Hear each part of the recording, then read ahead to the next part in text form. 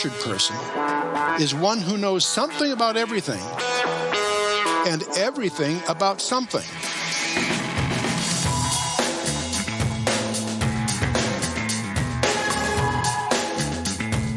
I'm trying to free your mind, Neo. But I can only show you the door. You're the one that has to walk through it. Our Great War is a spiritual war. Our Great Depression is our lives. Blessed is he who in the name of charity and goodwill shepherds the weak through the valley of darkness. For he is truly his brother's keeper and the finder of lost children. The question was, what did you want to be? Are you good?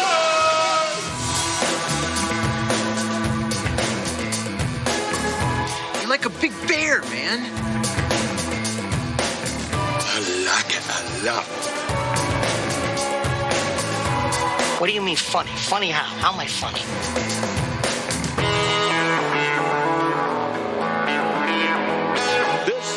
Is the moment we've all been waiting for. Ladies and gentlemen, let's get ready to Houston, the Eagle has landed. Yes, mates, here we go. Welcome. You are now listening to and watching TAJ Talks, the home of capturing conversational tangents, made in the UK, recorded live and unedited, and going out across all these great British Isles, to pebble beaches and across the sandy shores, from mountain high to valley low, to leafy green villages and to crowded concrete cities, from down south to up north and to where east meets west, and out across the whole of these United Kingdoms, as well as the global village that we call planet Earth. I'm your host, Taj, like Taj Mahal, but I say Taj. Wishing you a Wednesday welcome to your Friday, or Saturday, or Sunday, or whenever you're watching this. Thank you for stopping by once again to be part of this journey. Saying a special hello to all my JRC people. Good to have you all back again. And now that you're here, I just have one question for you, which is, are you ready for the tangents? Yeah. Man. Here we go. Alright. Would love to tell you what week it was. I lost track myself, to be fair. I think we're in week 33? I think this is week 33 of 52. So it's coming up close again. Hot. Forehead shining. Well, yeah, man, I do not know where to start. All I want to say is thank you for joining me once again. I will just go straight into it and introduce you to this fella. Oopsie. Yeah, had a little bit of an accident. I'll tell you all about that. It's been crazy. It has been crazy. It is not. It's just. I don't know where to start. I really don't know where to start. Yeah, all I can really say is right now I am hot. I am keeping it together, but I am very frustrated. Yeah, there's a lot going on. It just seems as if everything is just happening at once, and I don't know what to do apart from smile at the storm. What's that song? Jesus in the vessel, you can smile at the storm. Smile at the storm. Yeah, sometimes those hymns used to really get to me because I just thought it sounds so. It really is just not. I need more than just that. But anyway, yeah, it's crazy. So I don't know where to start. There has not been time to plan for this. I've been hobbling around, as I say. First thing I'm introducing is the crutch. I didn't even get a chance to really check the levels. I've got 2 microphones recording. Let's just stop that right now. I had 2. I had the guest one recording as well, so that's why this is sounding a lot better now. Okay, I just did that. Yeah, I don't know where to start. I really don't know where to start. How are you? Let's start there. How is it going for you? How is it in this crazy world? Because I'll just go straight into the key thing is I went away. I told you at the end of the last talk, and I just want to say let's start with there. Last talk, Moy and Kyle. Man, that was great. We talked about things that we don't really go into certain topic areas, but we went into topic areas which I knew it was always going to be wild. I knew that conversation was going to be wild. I just didn't expect certain topic areas to go in that direction. 1 second. Got my ginsters. How do you say it? Ginsters? Ginsters? I got my pie here, man. I didn't even get a chance to eat. You have to excuse me. I need to do this. This is not great. The ruffling and the rustling is not great. I know. If you're interested, cheese and chive. Yeah. Just 1 second. I could wait for the break. Sure, I could. Why wait for the break, though, when I am clipping like a... That's crazy clipping. I just didn't get a chance, man. I just didn't get a chance. Yeah. Where did I go? Oh, I always do this.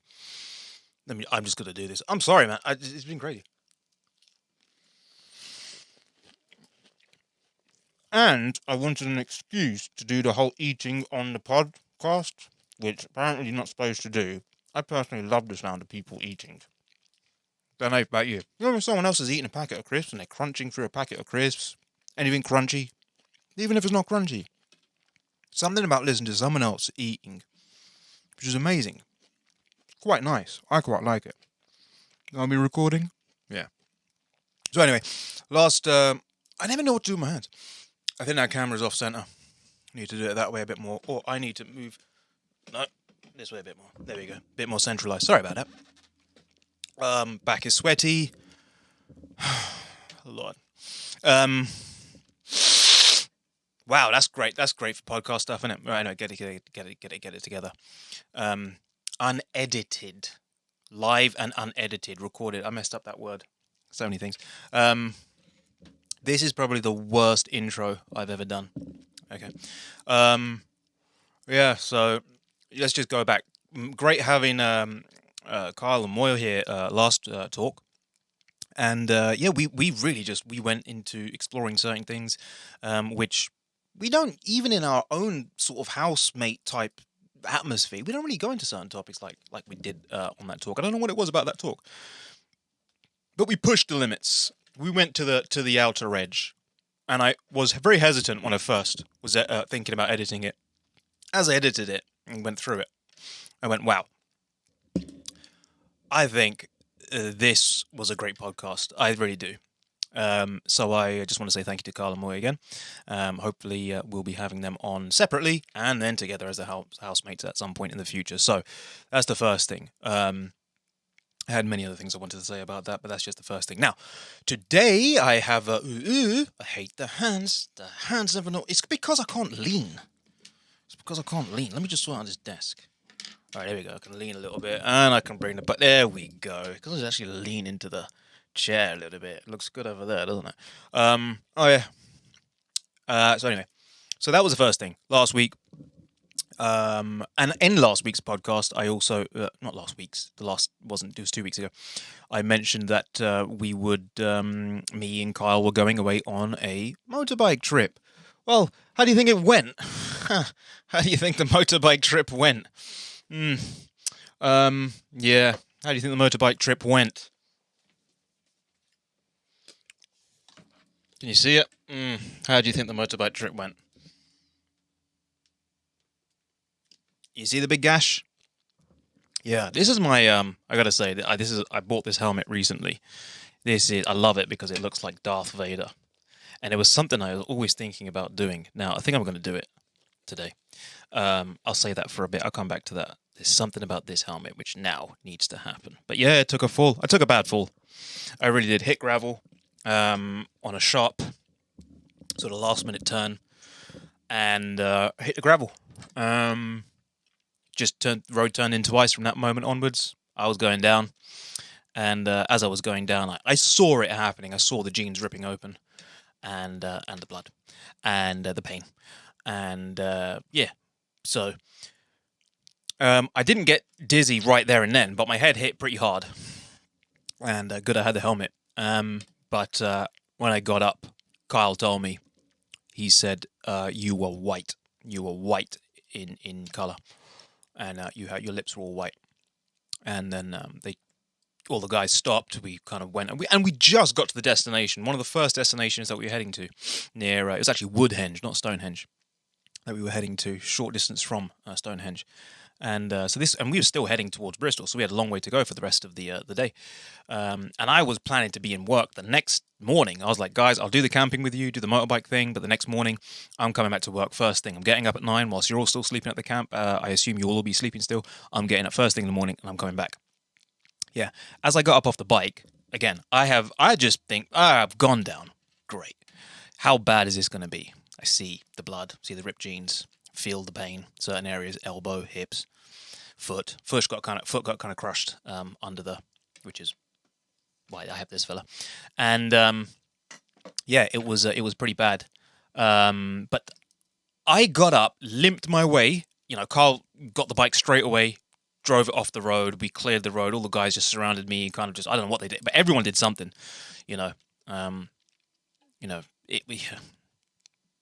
Anyway, got over to the side, sitting in the sun, realized the sun wasn't good for me because I was just like, man, this isn't so good. And then just moved into the shade. And as I was getting up to move into the shade, just started getting dizzy. Started blacking out. And I thought, whoa, hey, hello. I think I'm gonna go down again without the bike this time. So I was just and then I sat down and I felt instantly sleepy. I thought, man, I just want to go to sleep. I just feel like sleeping right now. And I was what was the other thing that happened? The dizziness. Oh yeah, and amongst all of this, I was saying, they were like, Taj, look, whatever you were saying about work before, listen, you can't go into work now. You can't go into work. I mean, we wanted you to stay, but I mean, you really have a legit reason now for not going into work. And I still said, we'll see. We'll see. It's just a limp, guys. It's a scratch. It's pretty bad.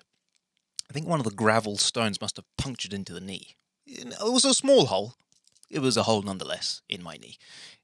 There was a hole in my knee, literally. Like it was like a little cavity. I think one of those gravel stones just got punctured into it. And a little bit of white something was squidging around there when I pressed it. I think that's the gristle. I think that's what you get on a slab of meat. You get the gristle, the chewy white bit. So I think that was part of my knee. That was, so I was still saying, guys, I'm going to go into work tomorrow. But no. I woke up that next morning at the campsite, having done even more stupid things, by the way. I fell again, because I took the motorbike late at night. I was like, I need to charge up my bike, charge up my phone and some other stuff, the headset unit, the intercom. So I was thinking, I'll go up to the top of the thing, limping, and then I went up there late at night, pitch darkness. Wasn't even planning to take a phone. I said, guys, I got 1% on my phone. I'm sure I'll be all right, And then one of the guys was just like, hey man, seriously, take my phone at least. Just take I think he actually gave me a torch in the end. Take a torch. So I went headed up to the top of the camping site. It was a big walk, big curvy walk up the hills through foresty kind of thing, slippery grass. Yeah. I was it was just crazy. And I went up to the top and I was just waiting for my phone to charge on the bike with the in-bike charger. And then I just thought, I knew this was the stupid bit. I went, I could take the bike down. I could also slip again going down back to the campsite. But at the same time, I don't want to sit up here because I could be sitting up here for at least an hour to get 10% charge. So I'm going to be missing all the fun down at the campsite. So yeah, I took the bike down. Slippery grass, pitch black, darkness. Only the headlights of the bike. Clutch, no gear. I think I had no gear or whatever. I was just clutch control, kind of coasting down this path. Yeah, no, fell over again. Yeah, same foot. Yeah, same side. When I woke up in the morning, yeah, it was painful. And it's been painful ever since. Every single morning ever since. It actually burns. It actually feels like there's fire in my foot. I would love to show you it, but I really just don't have the time to turn around and show you and lift up my foot and all the rest of it, because this has been my story ever since. After that accident, everything is going wrong. I said to Moy, and I said, Moy, it's something's out to get me. It's not just one thing. Everything is going wrong now after the bike accident. So where do we start? This is not complaining, by the way. This is just me going, hey, these things happen in life, and when it's one thing, it's everything. So, bike fall. Okay, number one. Second fall. Number two. That was my fault. Fair enough. Then pretty much okay. Getting back to home the next day. Yeah, I had some time off work. I had to tell work. I was literally limping. Oh, I had to do the gear change with my thigh. You know, usually you do a gear change with your ankle. You just move the ankle to move the gear thing up with your foot. Yeah, I couldn't do that because my foot's the size of an elephant's foot. So, not that I realised. Oh, and by the way, people, if you go out on motorbikes, please learn from me. Well, I already learned the lesson way before, so just take it from me. Wearing boots like this, covering up to your ankle and higher at least, just a little bit, this is going to do. This kind of cushioned everything. It was actually this foot. Yeah, so this is the left foot. Yeah. I was actually thinking of not wearing the leathers that morning because it was so sunny that morning, and the guys were just like, you got to wear leathers, man. It's warm. And for a second, I started packing the leather jacket away. So glad I didn't. Because my elbow would have been a lot worse. You can't see it, but he's got a little plaster. Anyway, wow, this whole segment is just gonna be about my bike accident. Anyway, wear boots. What was I gonna say? Yeah. So the next thing that happened is when I come home, and I'm the next day kind of thing. We had campfire even at home kind of thing. Everyone's so I'm just looking at my foot the next morning, and they're all looking at it and thinking, dude, you've probably broken something. It was swollen. And then as I'm saying to the guys, be all right. I've had worse. I did go and get it x-rayed in the end. And I was right. There was nothing broken, but they were right. It was bad. I didn't realize it was that bad. But yeah, fire is in my foot every morning. I try and keep it elevated. It does wonders, actually, keeping your foot elevated. It's like magic. But yeah, so I was sitting there in the garden, and then this is my phone. Was my phone. You can see where this is going. This was my phone. Yeah, this is an iPhone SE, first generation. Wonderful phones. Yeah, wonderful phones. Until you drop them. Yeah, and this phone... Oh, can you see what's happening to the screen right there? Can you see all that weirdness? Can you see it? Let me just do it again. Can you see the weirdness? The weirdness of the screen is... It's making sounds. Oh, no, that's the new one. That's probably the guest for today, who's saying that he's on his way. Face ID on this one now. I just need to look at my phone and oh wow, look at that. Oh, it didn't work. Hey, look at my face. Yeah. Okay, he's just messaged. He's going to be in 10 minutes. That's the guest for today. I'll get on to introducing our guest shortly. Okay, man. Literally recording now. This is on the podcast.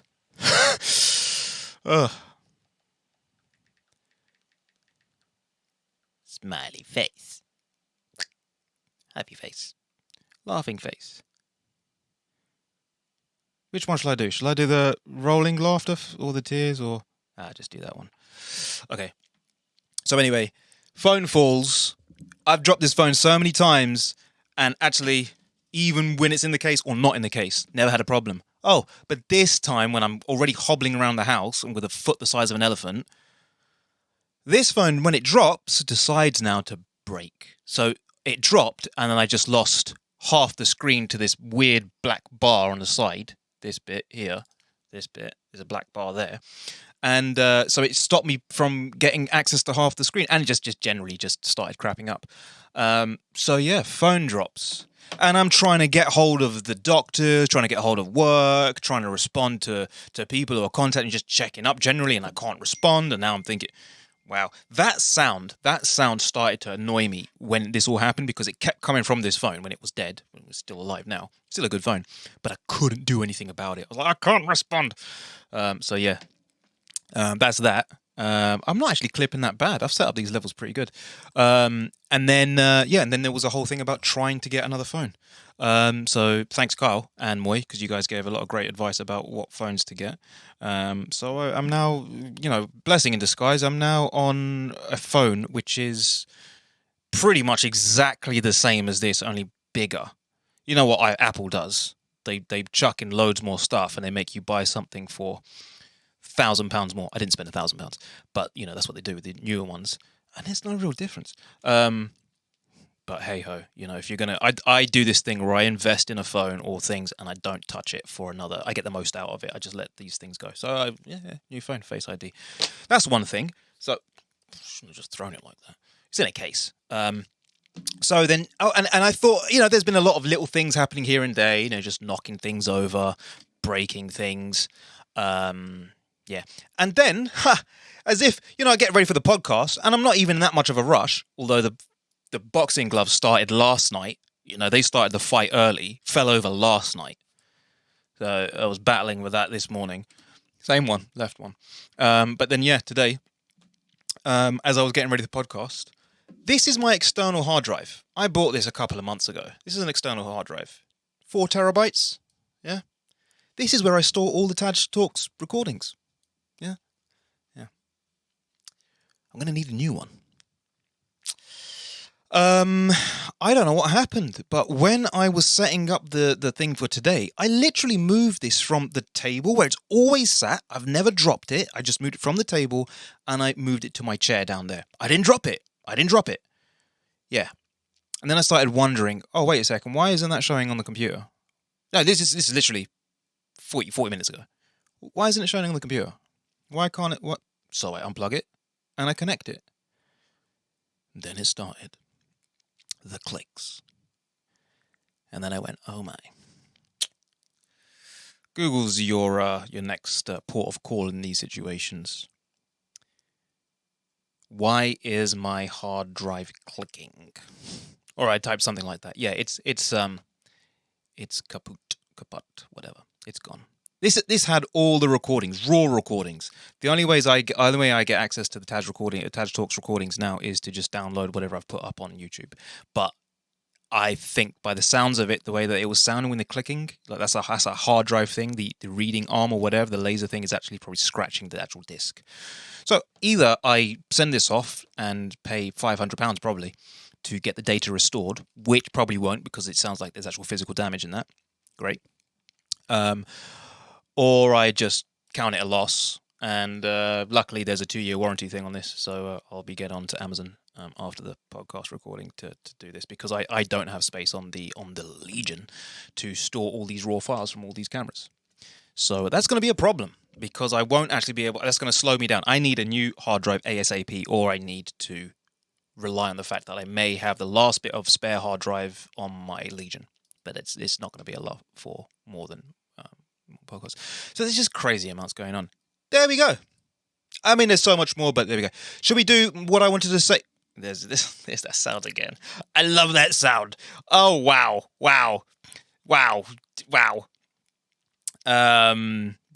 Thanks, Daniel. You sent me a picture of a fish drinking from something. That's like a SpongeBob. Yeah, that was Thanks, Daniel. I mean. Daniel's going to be our guest. Obviously, he can't wait to be on it. He keeps no, he's not interrupting. He's kind of interrupting. Anyway, Daniel's going to be here. You're going to meet Daniel. Now, Daniel's the guy. There were 2 Daniels that I've mentioned along the way in the podcasts.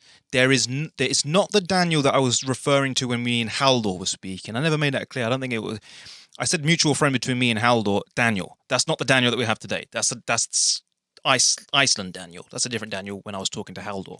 Today's Daniel is the Daniel who I said there were people who have been part of this whole podcast thing, TAJ Talks, and encouraging me, getting me, fired up to do this. Some people I've known for a long time. Some people I've literally just met.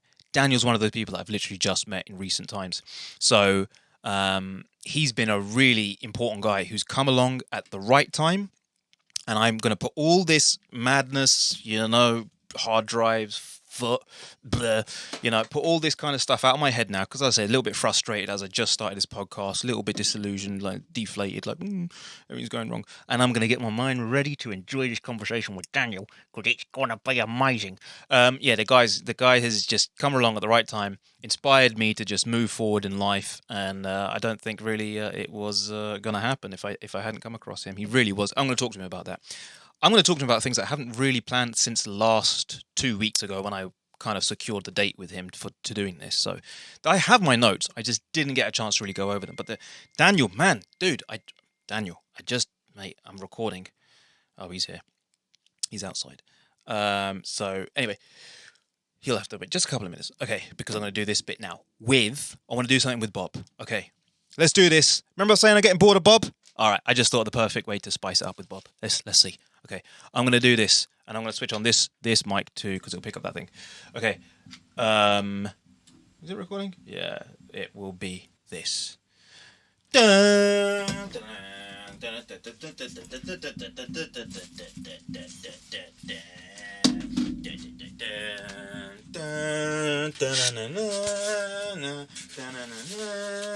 shoot. Oh,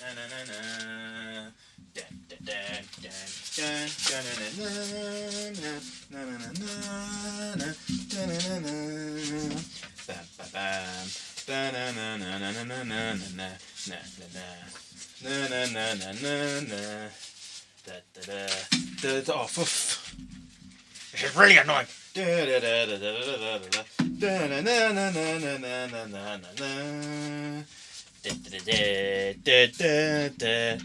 making Daniel wait for this. He's gonna, when he finds out why he was waiting outside, like, yeah, I'm doing really important podcast recording stuff, man.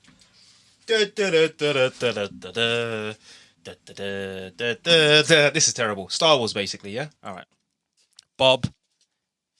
Okay, and then the music changes to, what's the next bit? The music changes to, dun, dun, dun, ba,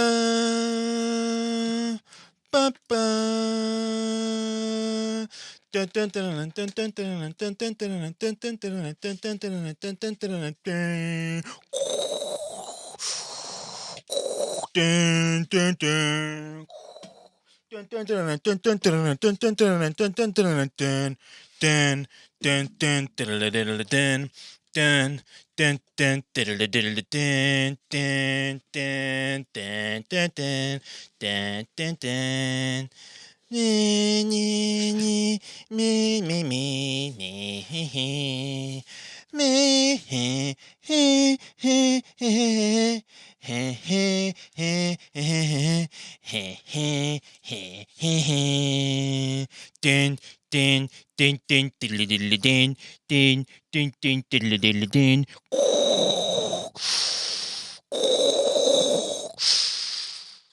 I now present to you Bob Vader. Wow, that timed well. Sorry, I had to do that. That was just me. All right, there we go. Bob Vader in the place to be. He's making room for... He's moved from over there. He's getting ready for our guest today, who is literally waiting outside because I was doing the last bit, which is really important, which I was just doing now. Daniel is coming up. We're going to be doing some more craziness. Probably would just be me going crazy. Daniel's pretty normal. But it's going to be a great conversation. Join us back in 2 minutes. Thanks for being here. TAJ Talks, back after the break. See you later.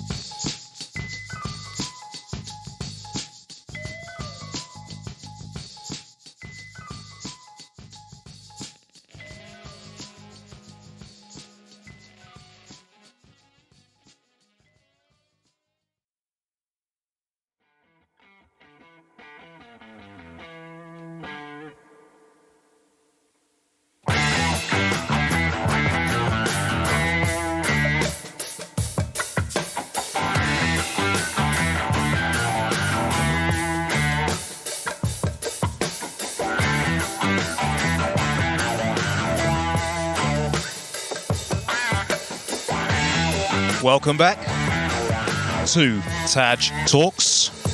You are here now with me and talk number 7 with... I'm going to introduce someone new to you, everyone. You're going to enjoy this. This is going to be great. Say hello to Daniel. Yes, man. Yes, man. Absolutely. Hello, people. I'm so happy to be here. I love it. I love it when people just, they gravitate straight away with confidence, man. That's it. Welcome, Daniel, man. Jeez. Oh, man, I honestly. Everybody, this is the Daniel that I have been mentioning. I just introduced him I introduced you at the end of the last one. But this is Daniel. I don't even know his surname. This is when I say there are people who have just literally walked into my life and they've had a huge influence, and that's when I know something is out there orchestrating things. I want to talk to you about that as well, Daniel, man. You were talking about what kind of things we're going to talk about. So, everybody, let's get into this. Talk number 7, which you wanted to be number 7, right? Ronaldo, yes, whatever. Of course. Was it Ronaldo? Yeah, of course. That was the reason why you wanted to do 7. And I was joking with you. Like, I want to be the number 7 because of Cristiano Ronaldo. I want to be like the beach, zoo. And I was joking. And then you came to me like, you're going to be number 7. I was like, what? Yeah, as soon as you said you want to be number 7, I said, okay, we'll make that happen. So there we go. And actually it worked with both of us, like timetables, schedules and everything. So it was good at the end. But it was funny because I was actually joking with you. The timetable situation, I think just thinking about it now, knowing what you've just recently been going through, with the work situation, all that kind of stuff, we didn't even need to be so concerned about the timing so much because now the situation is different for you. But at the time we were planning it, so yeah, the timing is perfect now. But yeah, number 7. I was gonna say to you, man.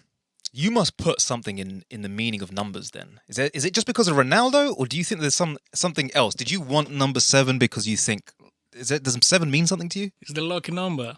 7's your lucky number. Nah, I don't know, man. Like, I was, as I told you, like, I was messing with you with the Ronaldo thing. Yeah. But at the end, it was a perfect date for us. Like, let's do number 7, which is going to be, I don't know, in the middle of August or something like that.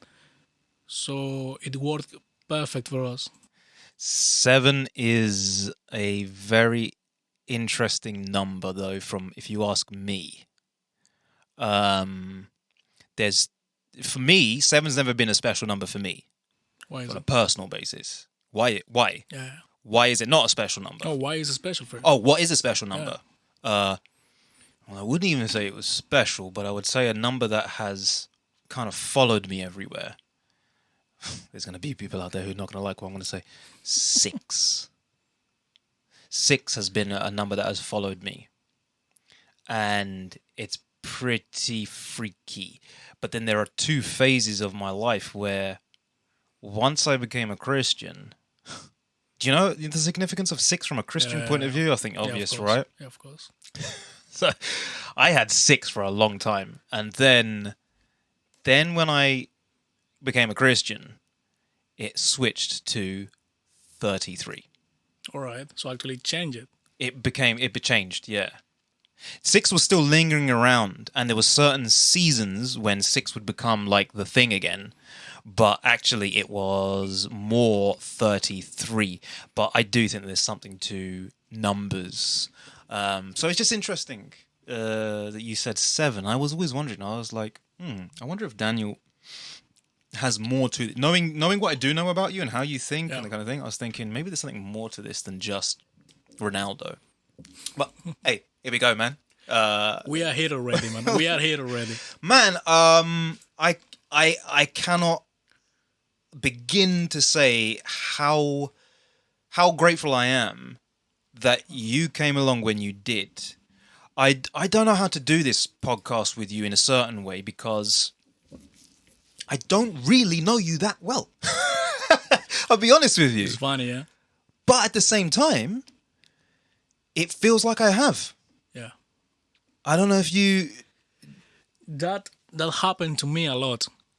I'm going to tell you, like, you are not the only person that tell me that or think that way about me. And I don't know why, but I've been thinking about myself, and I know there is something, and it's the empathy, and this, let's call it an ability or something of actually listening to people and understanding. Because some people just listen, that's it. Some people just are there like, oh yes, you're talking me about your life, you're talking about what you would like to do, and that's it. Yeah. For them, that's it. But for some reason, for me, talking to someone, I'm in this active listening state. So when someone is talking to me, they notice that I'm actually paying attention. I'm actually understanding the feelings and understanding where is everything going. What happened to you, and I remember the day, it was a day in the warehouse. Chilled warehouse. And I will never forget the day because it was just a normal conversation of someone like, hey, you're working here, we're working together. Hey, how you doing, man? Yeah, This job is boring, yeah? Yeah. You know, like a normal conversation. Yeah.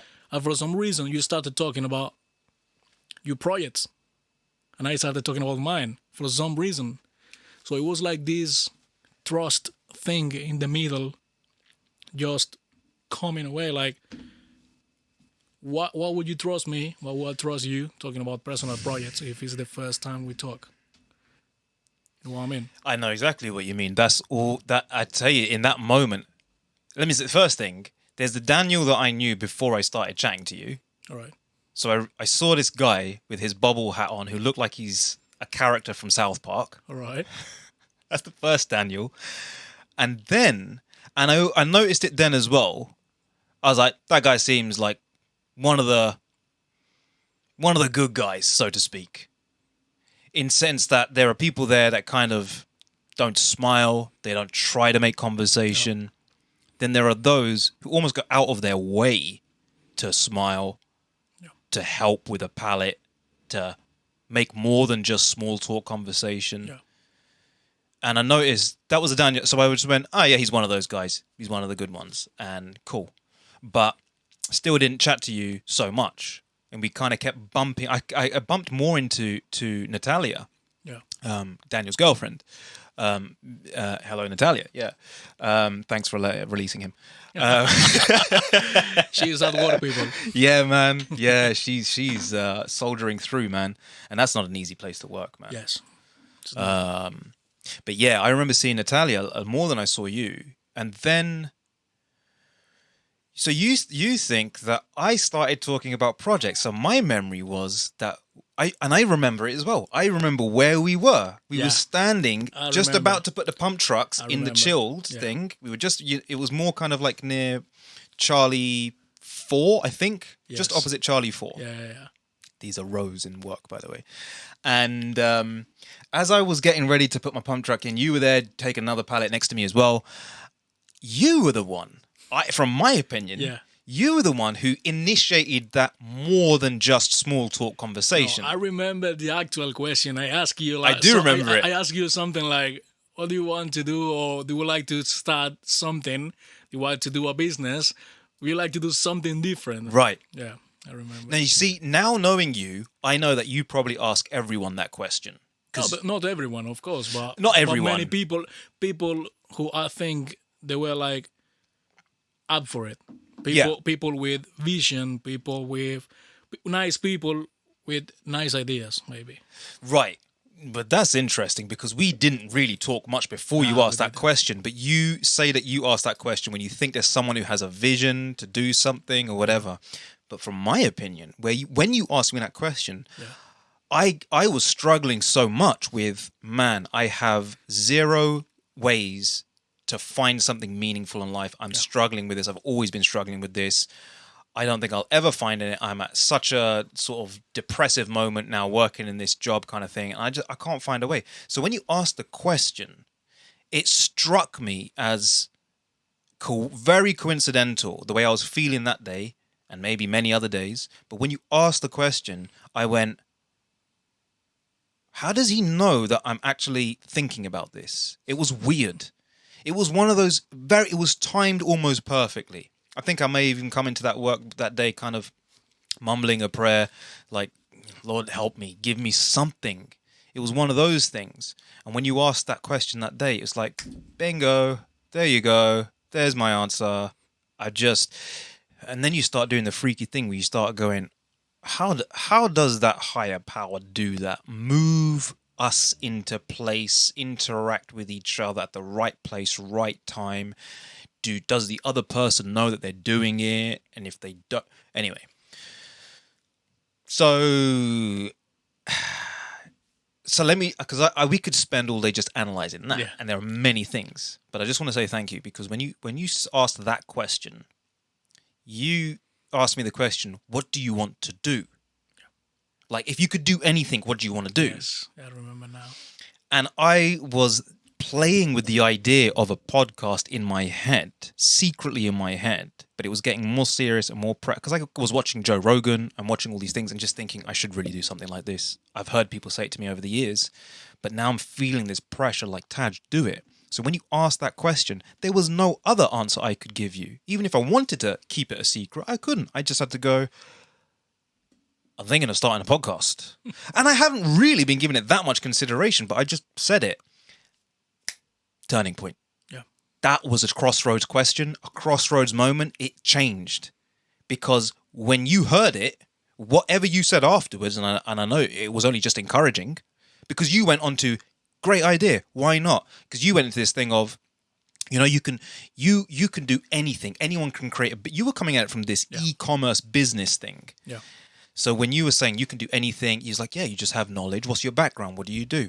And I was like, yeah, well, I study theology. Then we started getting to the whole thing about your grandparents and theology. So if that question hadn't come, man, I don't think it's weird. I don't think I'd be sitting here. It may have come later through another person. You just happened to be that person that was just one of those pushes. Moy did something as well, which was also one of the... I keep referring to the plantain conversation I had with Moy. I had a conversation with Moy about plantains. And I think that came shortly after I had that question from you. And I just went, forget it, Moy. I'm just going to do this. I'm going to do this stupid podcast. And even his response, I remember, he was just like, yeah, don't call it a stupid podcast, man. He's like, just do it. Yeah.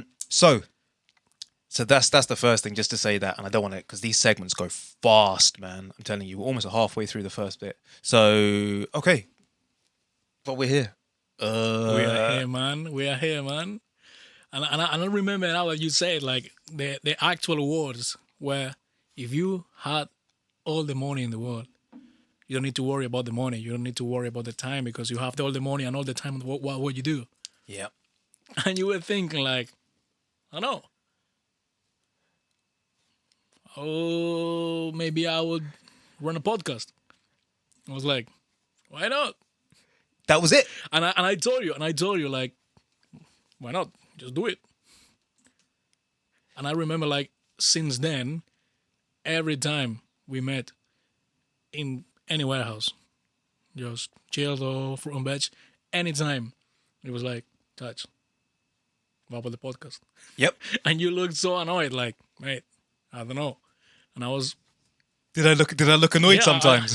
I don't know. I don't know if annoyed. But I thought like I was pushing you. But it was because... You were. Because I understood like it was something you really wanted to do. And I was like, why are you not doing it? Why are you waiting for? So I was like, so Taj, what have you done for the podcast? It's so weird. What have you done for the podcast, man? And you were like, nothing, man. I don't know. Still thinking. Yep. Yeah. Yep. There was a period of time. But now we're here, and he's not here in the first one. No. It's the seventh one. Yes. Number 7. Yes. So man, a lot has been going on.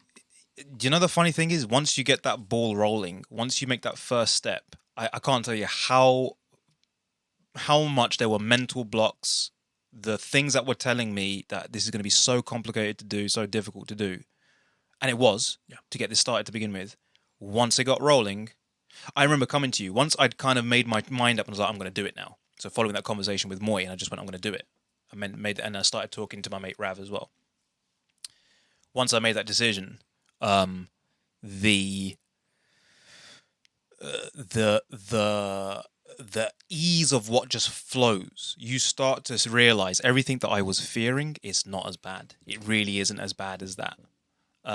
But even then, I remember coming back to talk to you about it at work, and I would say, well, I've got the idea, I've ordered equipment. Yes, I remember. I just can't get the equipment started. I'm trying to work it all out. And then you just kept saying to me, Taj, it's going to be crap. And I told just you, start I it. remember you told me, like, I just bought the stuff. Yep. But I don't know, and it was in the middle of work. So remember the boss was around and you were with the phone in the middle of the work, like, oh, look, I bought this, man. I bought this, man. Yeah. You were so excited. And oh, yeah, I bought this, man. Look at the cameras. Look at the microphones. Look at everything. Yeah. And then but it took even from that point onwards. Yeah, it took long. See, and this is the other side of it. So this is when I started to realize why I needed to get you on the podcast. Yeah. Because the conversations when we started to meet up at work and we started to outside of work and we started to have conversations, there was something that you time and time again kept coming back to, which was psychology of the mind. And I think we started talking about like motivation, because that was something that I was going through, something that you had been going through. Yeah. We started sharing about our upbringings and these things that had been affecting us. Then, you know, you like I said, from the beginning, you came at this kind of like, what do you want to do? Like, I'm doing this. I'm looking like at businesses, e-commerce, all this kind of stuff. But your psychology is like business psychology, and it's so interesting because it verges even into spirituality. That's why I enjoy the conversations I have with you, because you can go anywhere. You appreciate. So there's so many ways that we can go even now. I don't know which way to go. Well, just following the idea, what happened was I was trying to not help you, not to motivate you, but to show you that there was a way of doing it. And the first step is understanding that motivation is never coming to you. You will never get motivation by yourself. Okay. Motivation comes from action. So once you start doing something, you get more motivation about it. Okay. So you can hear people, man, listen to people saying, yes, when the right moment comes, I will do it. Oh, I want to open a restaurant, but I will wait for the right place, for the right moment to have the money in my pocket to do it. I want to coach a football team, but I will wait for the right time because I think I'm not ready. Do you think these people are doing that at any time? They're not. I could be like 20, 40 years later, nothing happened.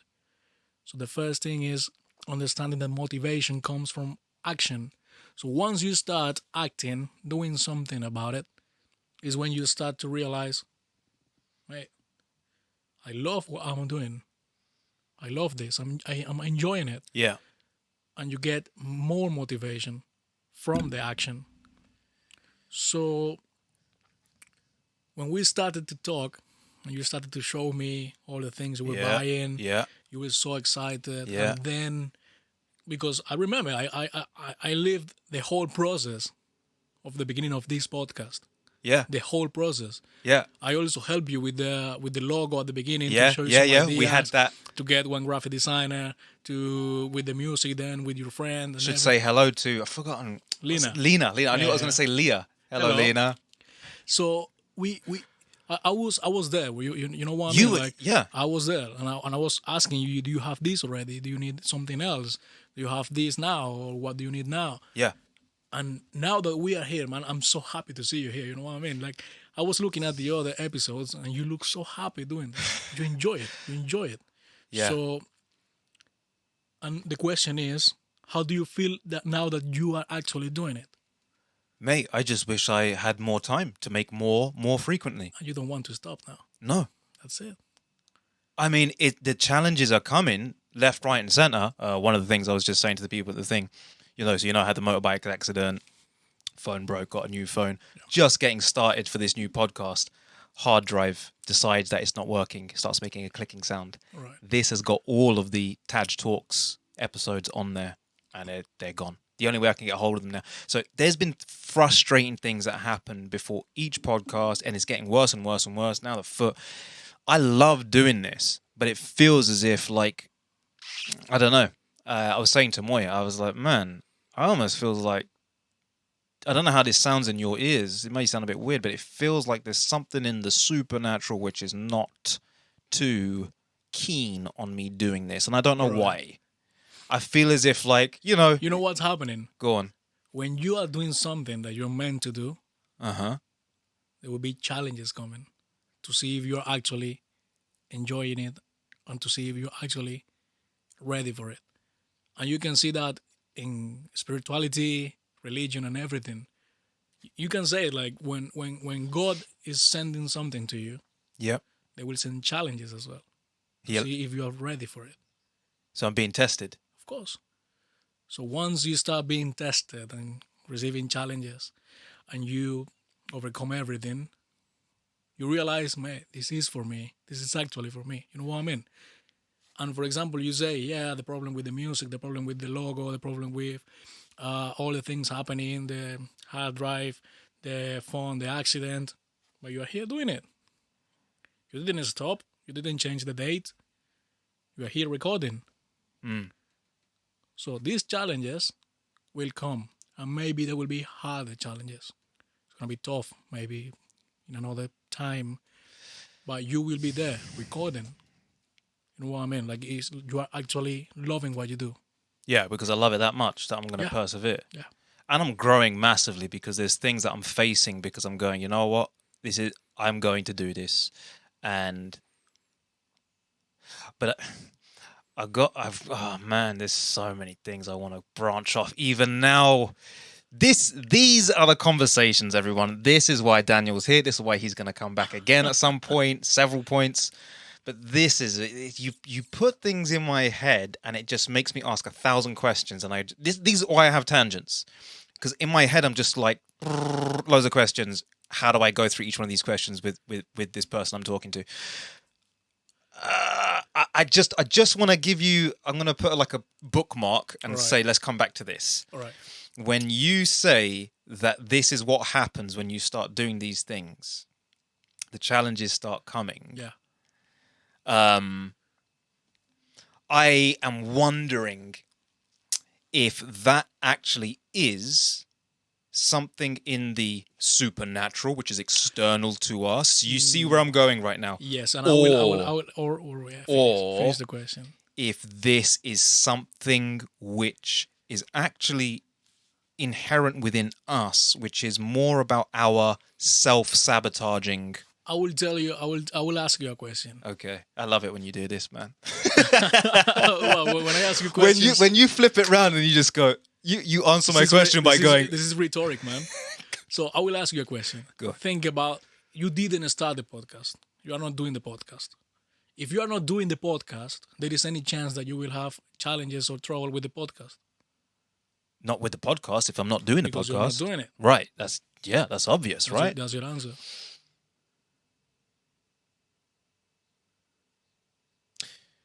So if you are starting a podcast, there is risk. If you are starting a restaurant, there is risk.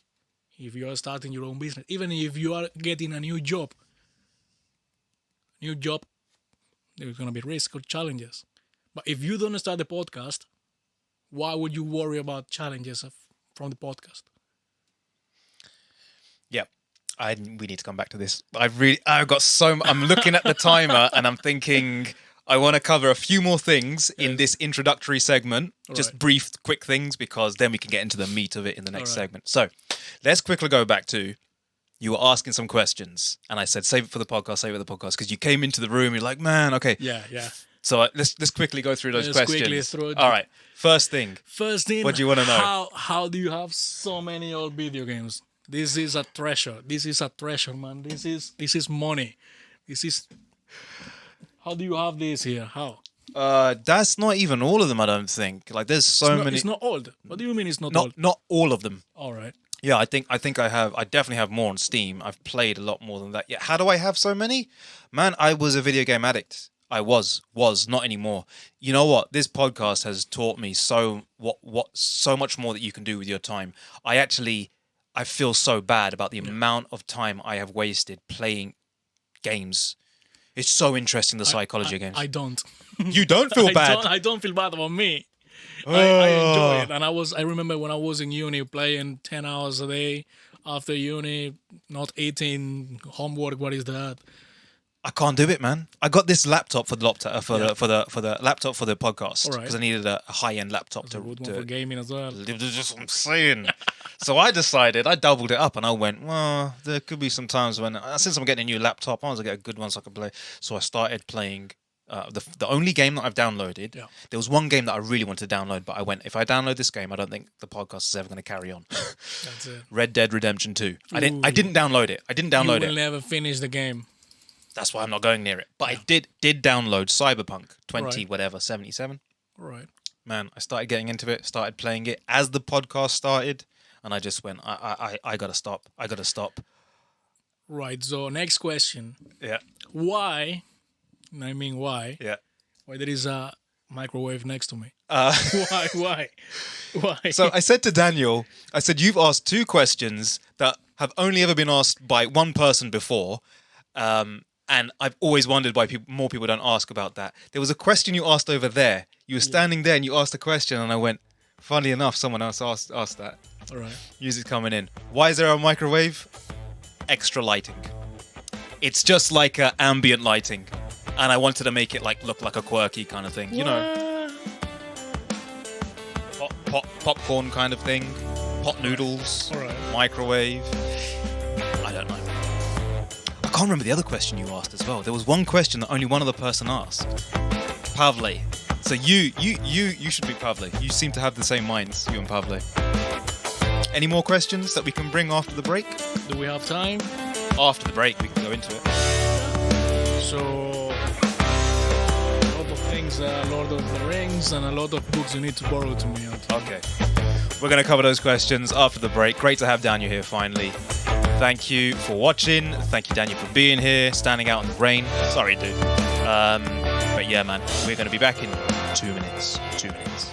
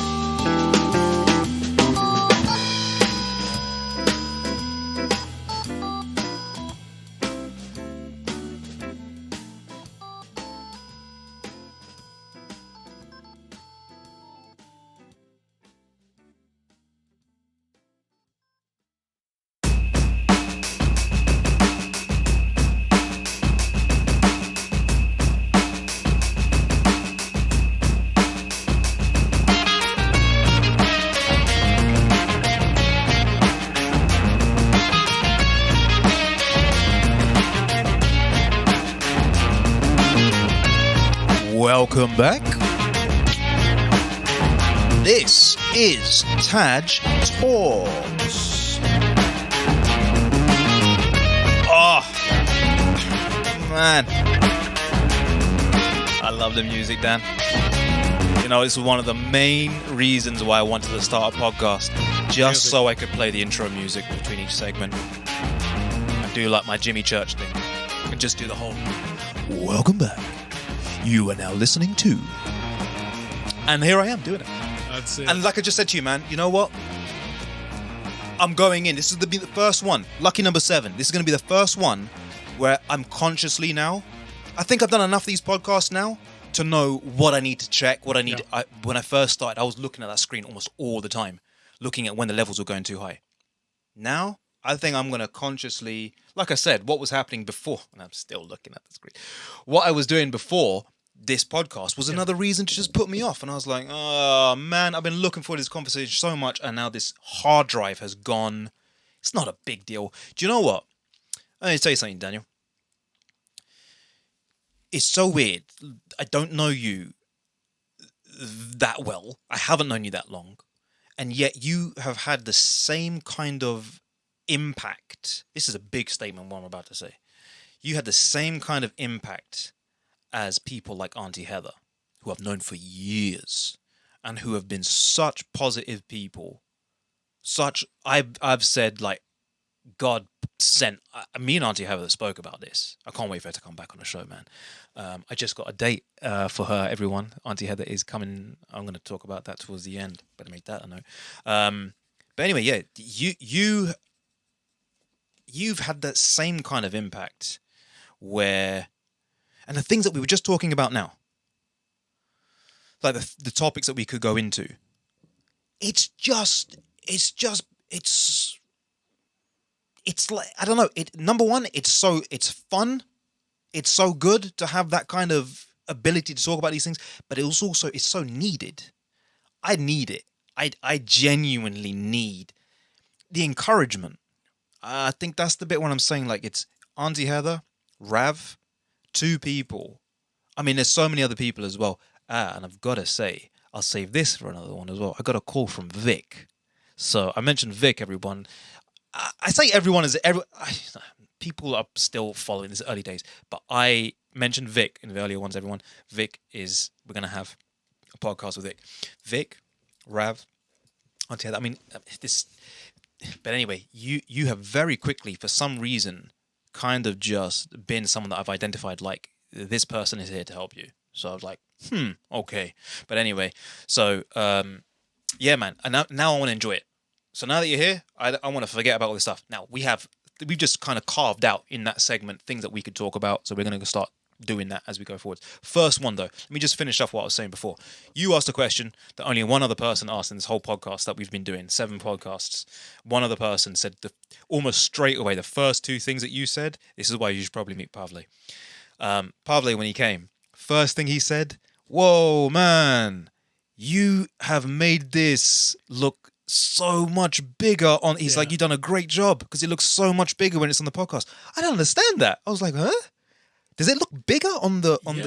Yeah, man. Like when you're watching the videos on YouTube, it feels like the space is actually bigger. Like you have more space. People hear you there, maybe because you are showing the camera on your face than the other face. So I don't know if it works like that. But when I came here, like, from the beginning, it was like, mate, this is your actual bedroom, or this is your actual. It's like, how do you fit everything here? I don't know. I don't know. It's too many stuff. Like, mate. So that when I came back from seeing my mate Rav in February, when I made the decision on when I'm going to do this, and you know, Rav, I've mentioned to you, like, this guy I've known from years. He's been saying this to me for years. But when I came back that weekend, the first actual action, first step in making this podcast happen was to reorganize the room. The room was completely different. It was laid out completely differently. And I had to just, I did it in one weekend. And when you look at the amount of things, like I got boxes everywhere, people can't see what's happening above here. There's so much stuff I've yet to work out and clean. But yeah, so there's the first thing. Yeah, man. it just comes as a surprise to me. But Pavle said the same thing, and then Pavle also mentioned the microwave, and he went, "What the?" He's like, "Why have you got a microwave there, man?" Because one thing is all right. There's a microwave there, but there is a microwave with noodles. Actually, there is a noodle there, people. There is noodles there. Yeah, well, it's a microwave, so it's you got to have something in there. You got to be cooking something. All right. It doesn't actually. Well, it probably could cook, but I can't close that door because that door is now pinned by the stands. It's holding this. Yeah. And the whole 2 mic setup as well. So that's that. Now, the other thing I wanted to talk to you about is how are you finding the not swearing thing? To be honest, in my head, I'm taking this as talking to you. Yeah. But I'm trying to say it like a job interview. Do you feel like there are people watching? Yeah. Does it feel like... Absolutely.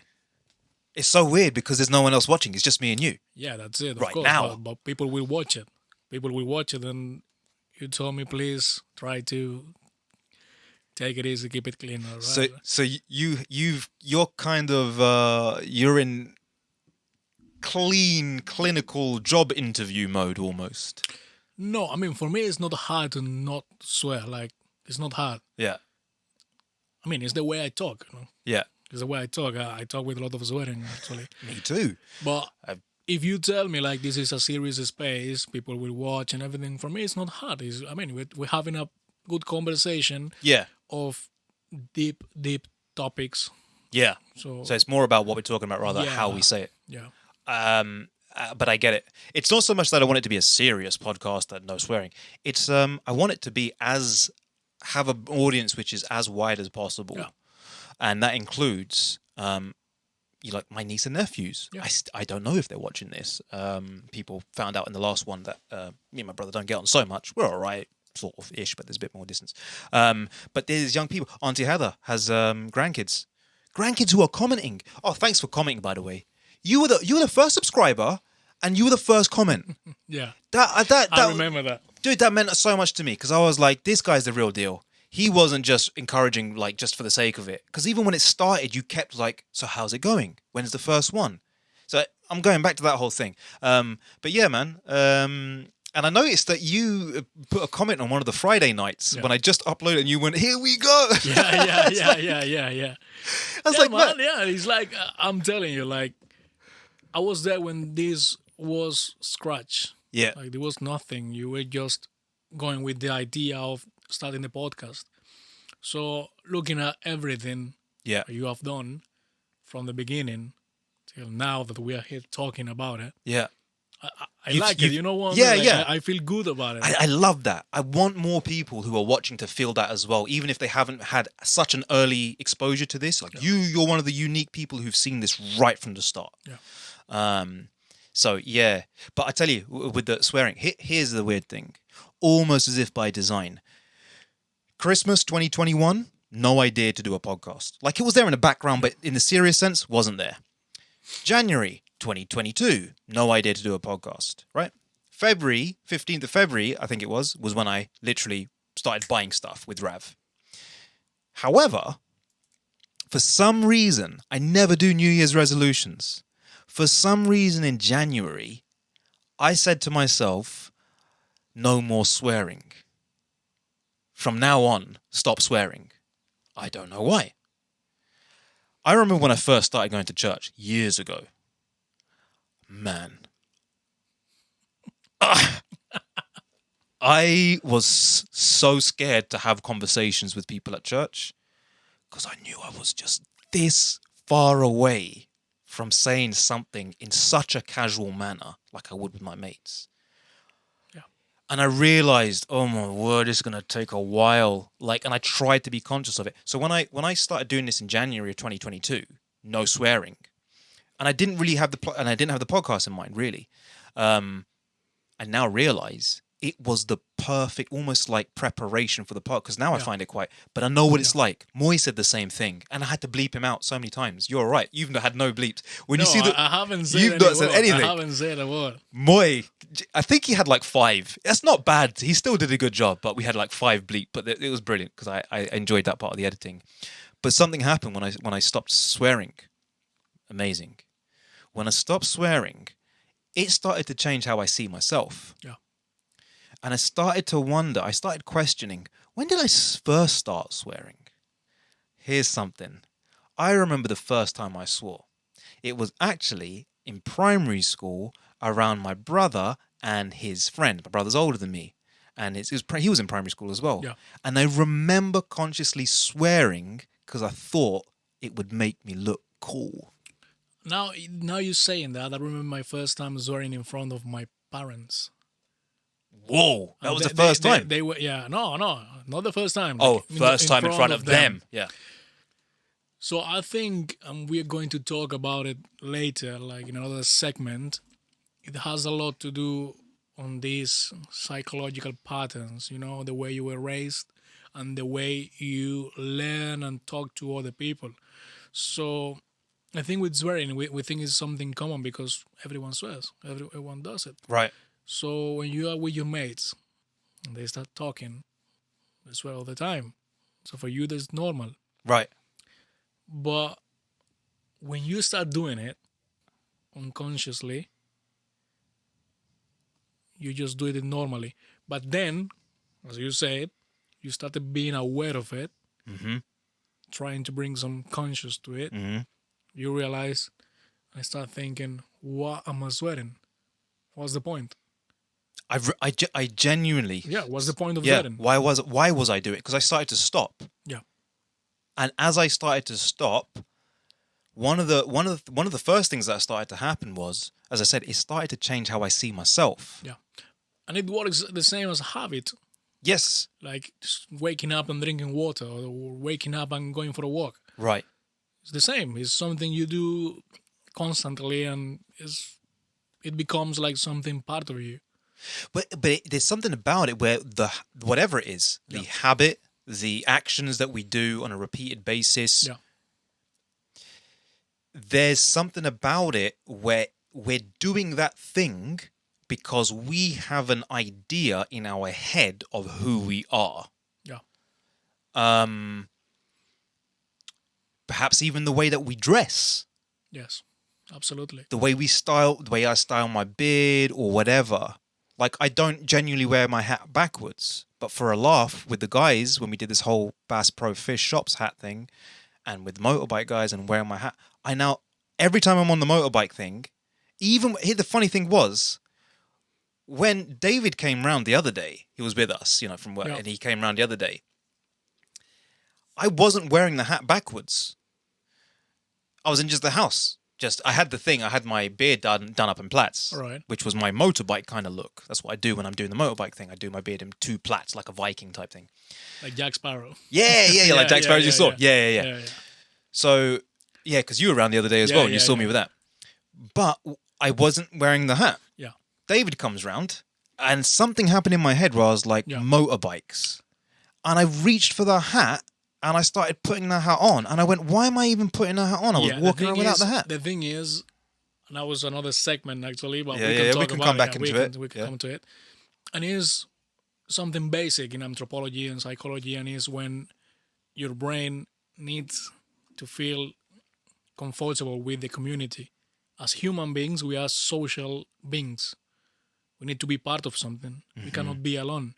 So the way we behave, we have been taught to behave, is basically a way that allows us to reach other people, to communicate, to engage, to socialize.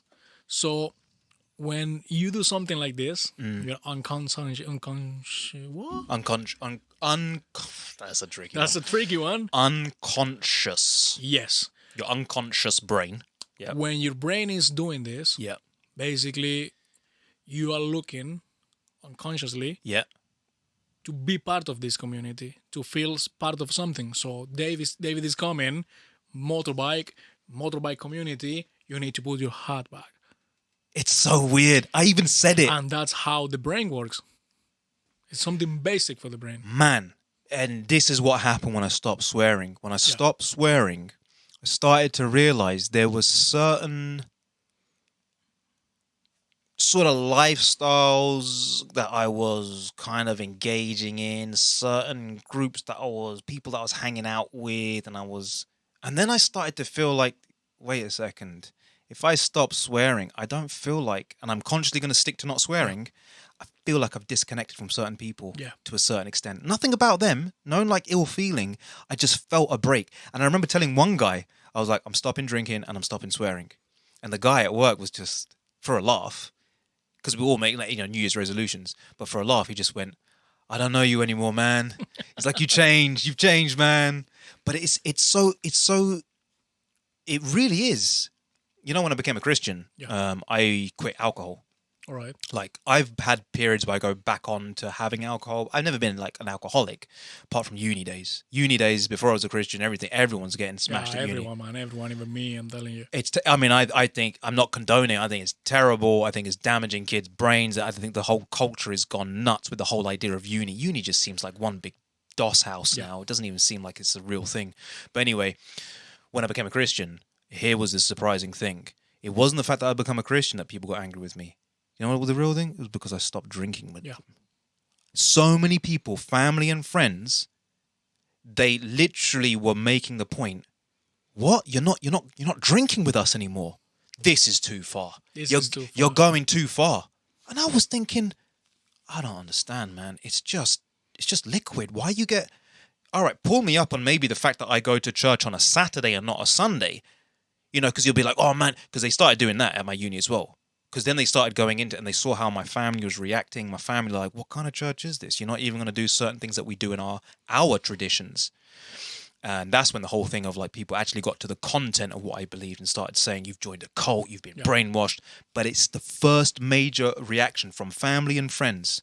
Everyone was fine up to a certain point. As soon as I said, I'm not drinking anymore. Mate, it was anyway. So that's the whole swearing thing. So when I stopped swearing, I started to just notice how things changed. It really had an effect on my psychology. I still swear from time to time, even now. But I know. Yeah, you do. Don't say like that. It makes it look like it's not that bad. Sorry. I'm a work in progress, everyone. I still swear, still drink a beer every now and then. Sometimes I drink something harder.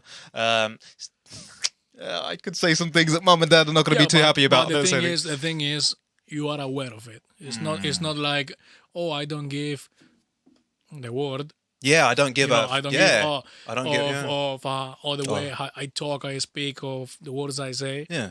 I don't give about how I look, how I dress. No, I do. Yeah. It's not about that. Like you need to be. You need to be because it's your own person. It's yourself. Yeah. I need to take care of yourself. Yeah.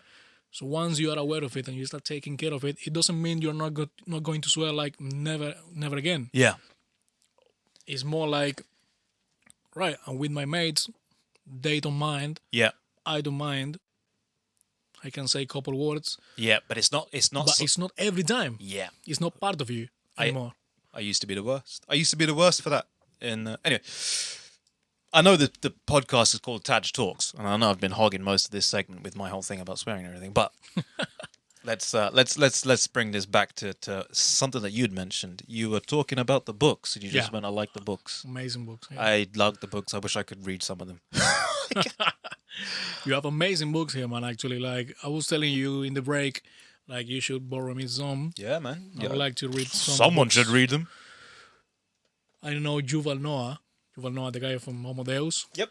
I'm reading the other one right now, the Sapiens. Yeah, the first one, which is a different name in Spanish actually. Well, it's the same. What's it called in Spanish? The actual translation is From Animals to Gods. Oh, is that what he's called it? Yes, de animales a dioses, which is From Animal to Gods. That's the name of the Spanish title. Yeah. Wow, so he's actually not hiding the fact that he's moving it into a spiritual realm. The thing is, he started explaining in the book. If you read the book, there is one part where he started explaining the whole evolution thing. Yeah, I've read. So when he started explaining, like, oh yeah, this bearing thing, the glaciation, the temperature is going down. Yeah. Some people survived, others didn't. So basically, all the races, all the ethnics we see now are the survivors. Right. So there's a lot of ethnics that didn't make it. So he started explaining like the whole evolution thing from there. That's where I was hesitant with Noah. I said this to Moy. Moy started getting into this. He was like, yeah, bestseller. And we were talking about the whole bestseller thing, what really is bestsellers. Me and Hal were actually talking about bestsellers. But I was saying to Moy, I was like, Moy,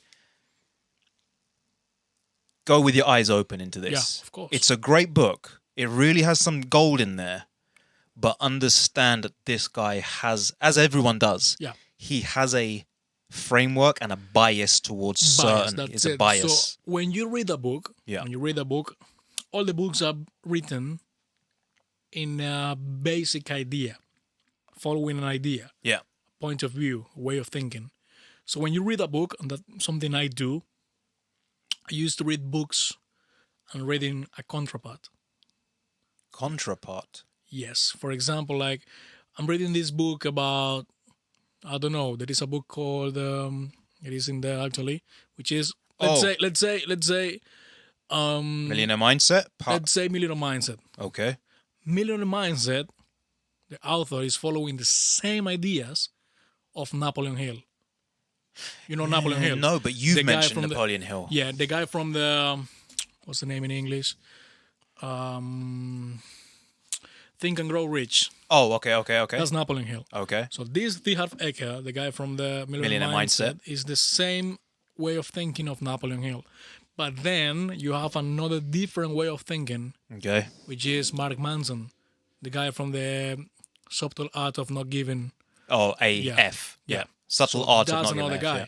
Then you have another guy, which is a totally different way of thinking. And they are all talking about the same, which is money, mindset, growing, self-development. Same topic, 3 different books. Right. 3 different points of view. Right. So you cannot read a book. You cannot read a book and say, this is the actual truth. No. You cannot. So what I used to do is try to get as many books as I want about a topic, something I enjoy and I like reading about, of course. Yeah. So now I'm reading The Power of Now again, which talks about spirituality and, you know, the guy talking about different religions. And the way of getting enlightenment and a lot of ideas. Power of Now. Yeah, the power of now. Yeah. So basically, you can agree with some ideas, you can disagree with some of them. Yeah. You can agree with the whole book, but you need to look for something actually debating. Yeah, you need the counterpart. You need to do something else. You need to look for something different. Oh, I see what you mean. So like a counter view to it. Yes, because you need to develop the critical thinking. Yeah. So once you have one book and you say, all right, this book is amazing, but I need to read something different, actually. Something saying maybe that this is crap, for example. Yeah. Why? Because once you have different points of view, you can develop your own way of thinking. For example, what I did with all the books you have there, you can mention it. Let me mention a few. Yeah. So, because you said that there were some books that you helped you when you came into this country, or you said, so let me just name some of the books that you've mentioned to me throughout the time we've known each other. And then maybe you can explain a bit more about the ones that particularly helped you as you were coming into this country. So you've mentioned to me Millionaire Mindset. I think you've mentioned even Dale Carnegie before. But I think everyone knows about Dale Carnegie. Yeah. So that's the how to something and influence people. How to talk to people and influence. Yeah. Right. Classic. So we got that. We've got The Subtle Art of Not Giving a F. Yeah. We got The Power of Now. And they're the book titles that you've mentioned. So those are the 3 that I know that you've heard. What else would you say helps you? Of these books, because The Power of Now for me was basically crucial reading the book before coming to the UK, because the book is telling you how to be aware of your present moment. We were talking about this when we were on your backyard like last week. Yes. You remember? Like, yes. Usually people, we as human beings, for us it's natural to be living either on the past or in the future. The problem is we live in the past that doesn't exist anymore. Right. And main problem and the main reason we suffer is ego. Right. The ego of, I am this, I have done this. Right. I've come here from different challenges, for example. Mm-hmm. So when we give away our ego, we realize I'm not my past. My past doesn't exist. And my future obviously doesn't exist either. And I'm just one person right now recording a podcast, talking to you, enjoying. And I don't need to be telling people that I'm doing this because I'm actually enjoying it. Yep. In that moment, you're supposed to feel enlightenment or something like that. That's what the book says. Well, you said it in the garden that day. And I felt it. You remember? Like, yeah. I told you, like, mate, I cannot even explain it to you because I'm feeling it right now. Yeah. And then me and Moy were like, yeah, this kind of feels like, even I know. Like real. Like it feels like unreal. Like what we're actually doing here. When you just suspend the past, you suspend the future, and you just right in the moment. Yeah. I mean, I'm almost getting into that point right now, Daniel. Yeah. Again. You're getting into this point. Right? Yeah, and it's important because sometimes if I ask you, Taj, who are you? You will start talking about your past. Oh yes, I am Taj. I've done this. I've done this. I've done this, and I want to do this. You know, but who's Taj? But who is Taj right now? Yeah. So being aware of this present moment is so important, man. You feel so full of life at that time. So for me, that was amazing. For me, coming to the UK, living the day by day, one day at a time, was the most important thing. Aside of this book, I can talk about this millionaire mindset, giving you different options and ways to encourage life in a business mindset, how to be a better person, how to grow every day. Let's go into that then. We can go into that later. Yeah. We'll kind of come back into the book thing. We come back after the break. That's the ad music. Call it ad music. There's no adverts. That might change though.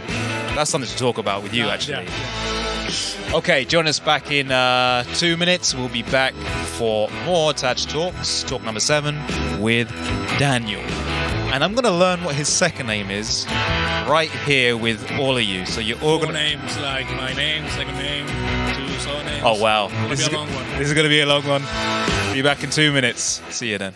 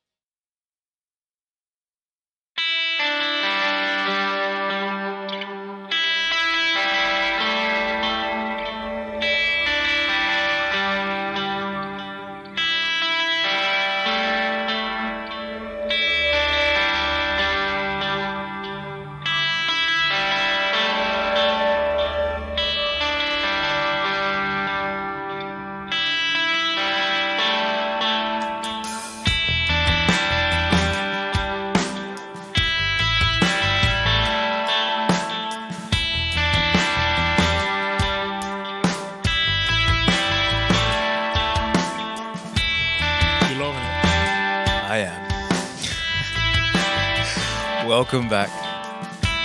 Daniel just seeing me dancing away there. He knows I'm loving it. Yeah, absolutely. You look like you're loving it a lot. I'm flying without flapping my wings. I'm soaring, man. I'm catching the wind right now. And I'm just soaring like an eagle. Welcome back to TAJ Talks. I timed it in with the music. I always try and do that. I know my ad break music now, so I try and time... Well, not ad break music, but intro music. You're here watching me do my thing with the people I love talking to today. Daniel, let me take a guess. VAR something. It's VAR. That's all I remember. And the only reason I know it is because I saw it on WhatsApp. Look, I'm not expecting you to say it properly. I'm not even expecting that. Listen, every time they used to call me at work in the speakers, it was wrong. Every single time. Because my last name is coming from Spain, right? Okay. And it's a long one as well. So if you say it, it's going to be something like Valdivieso. I think I can say that. Valdivieso. I got it. Yeah. You ready? Yeah. Daniel Valdivieso. That's it. Beautiful. Beautiful. But every time they call me in the speaker, it's like, please, Daniel Valdivieso. Daniel Valdivieso. What? Who's that? Valdivieso. Yeah. Valdivieso. Yeah. Is that a common name? That doesn't sound... I've never heard of a Spanish... Man, we can even talk about it if you want. Yeah, I'd love to. This last name is very interesting. Okay. It's very common in Spain. Okay. So my grandfather's brother... Yeah. He started to look for the meaning and for the background, historical background. Okay. So he went to the city of Cartagena in Colombia. Where you're from? Well, no, I'm from Barranquilla, which is... Oh, no, sorry, you're from... Yeah, obviously, you're I'm from Colombia, by the way. You're from Colombia, yeah. I'm from Colombia. Here we go. Same as Moy. That's interesting. Same as Moy, same city as Moy, actually, This which is where very we talk... weird. Oh, yeah. So I'm from Barranquilla. Barranquilla to Cartagena is like 1 hour drive. Okay. 1 hour drive. So my grandfather's brother started looking for the meaning, for the background, and he found in the Cartagena's cathedral, he found one old book with some papers written with my last name on it. Okay. Yes, a last name. So basically it says like, there were 3 brothers, Valdivieso brothers, coming from Spain. And they came with Christopher Columbus to America in the 3 ships. Right. 2 of them landed on Chile. Okay. So if you go to Chile, there is a lot of Valdiviesos in Chile. Even there is a wine called Valdivieso, which is from Chile. Okay. I will bring to you a bottle. I will bring it to you. Okay. So 2 in Chile and 1 in Cartagena. Okay. So in Colombia, it's not a common name. Few people have the last name. In Chile, there is a lot of people. In Spain, it's more usual. But that's basically the story. The 3 brothers came with Christopher Columbus to America in Chile and 1 in Cartagena. Your grandfather's brother stumbled across the names in a book in Cartagena. Yes. In a cathedral. Yeah. But you said he wanted to go and find out the meaning of the name to begin with. Yeah, the meaning, not the meaning, more the background. Like, where is this name coming from? Okay, that's pretty... What made him... Okay. First thing, he found 3 names associated with Christopher Columbus. 3 people associated with Christopher Columbus in that book, in that cathedral in Cartagena. Yeah.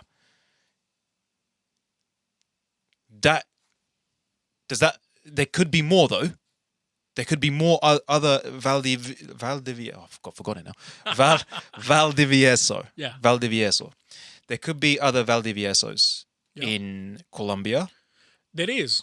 Because he just found the 3, which makes it seem like there's not many. I mean. He didn't found 3 in Colombia. He found the 3 names. Yeah. In the book. In the book. The book is a historical book. What was it doing in the cathedral? looking for the book. No, but what was the book doing? What kind of book? I have no idea.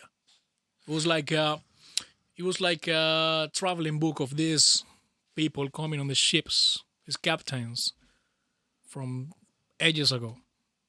So basically, it was like a diary or something like that. Like a ship's diary? Something like that.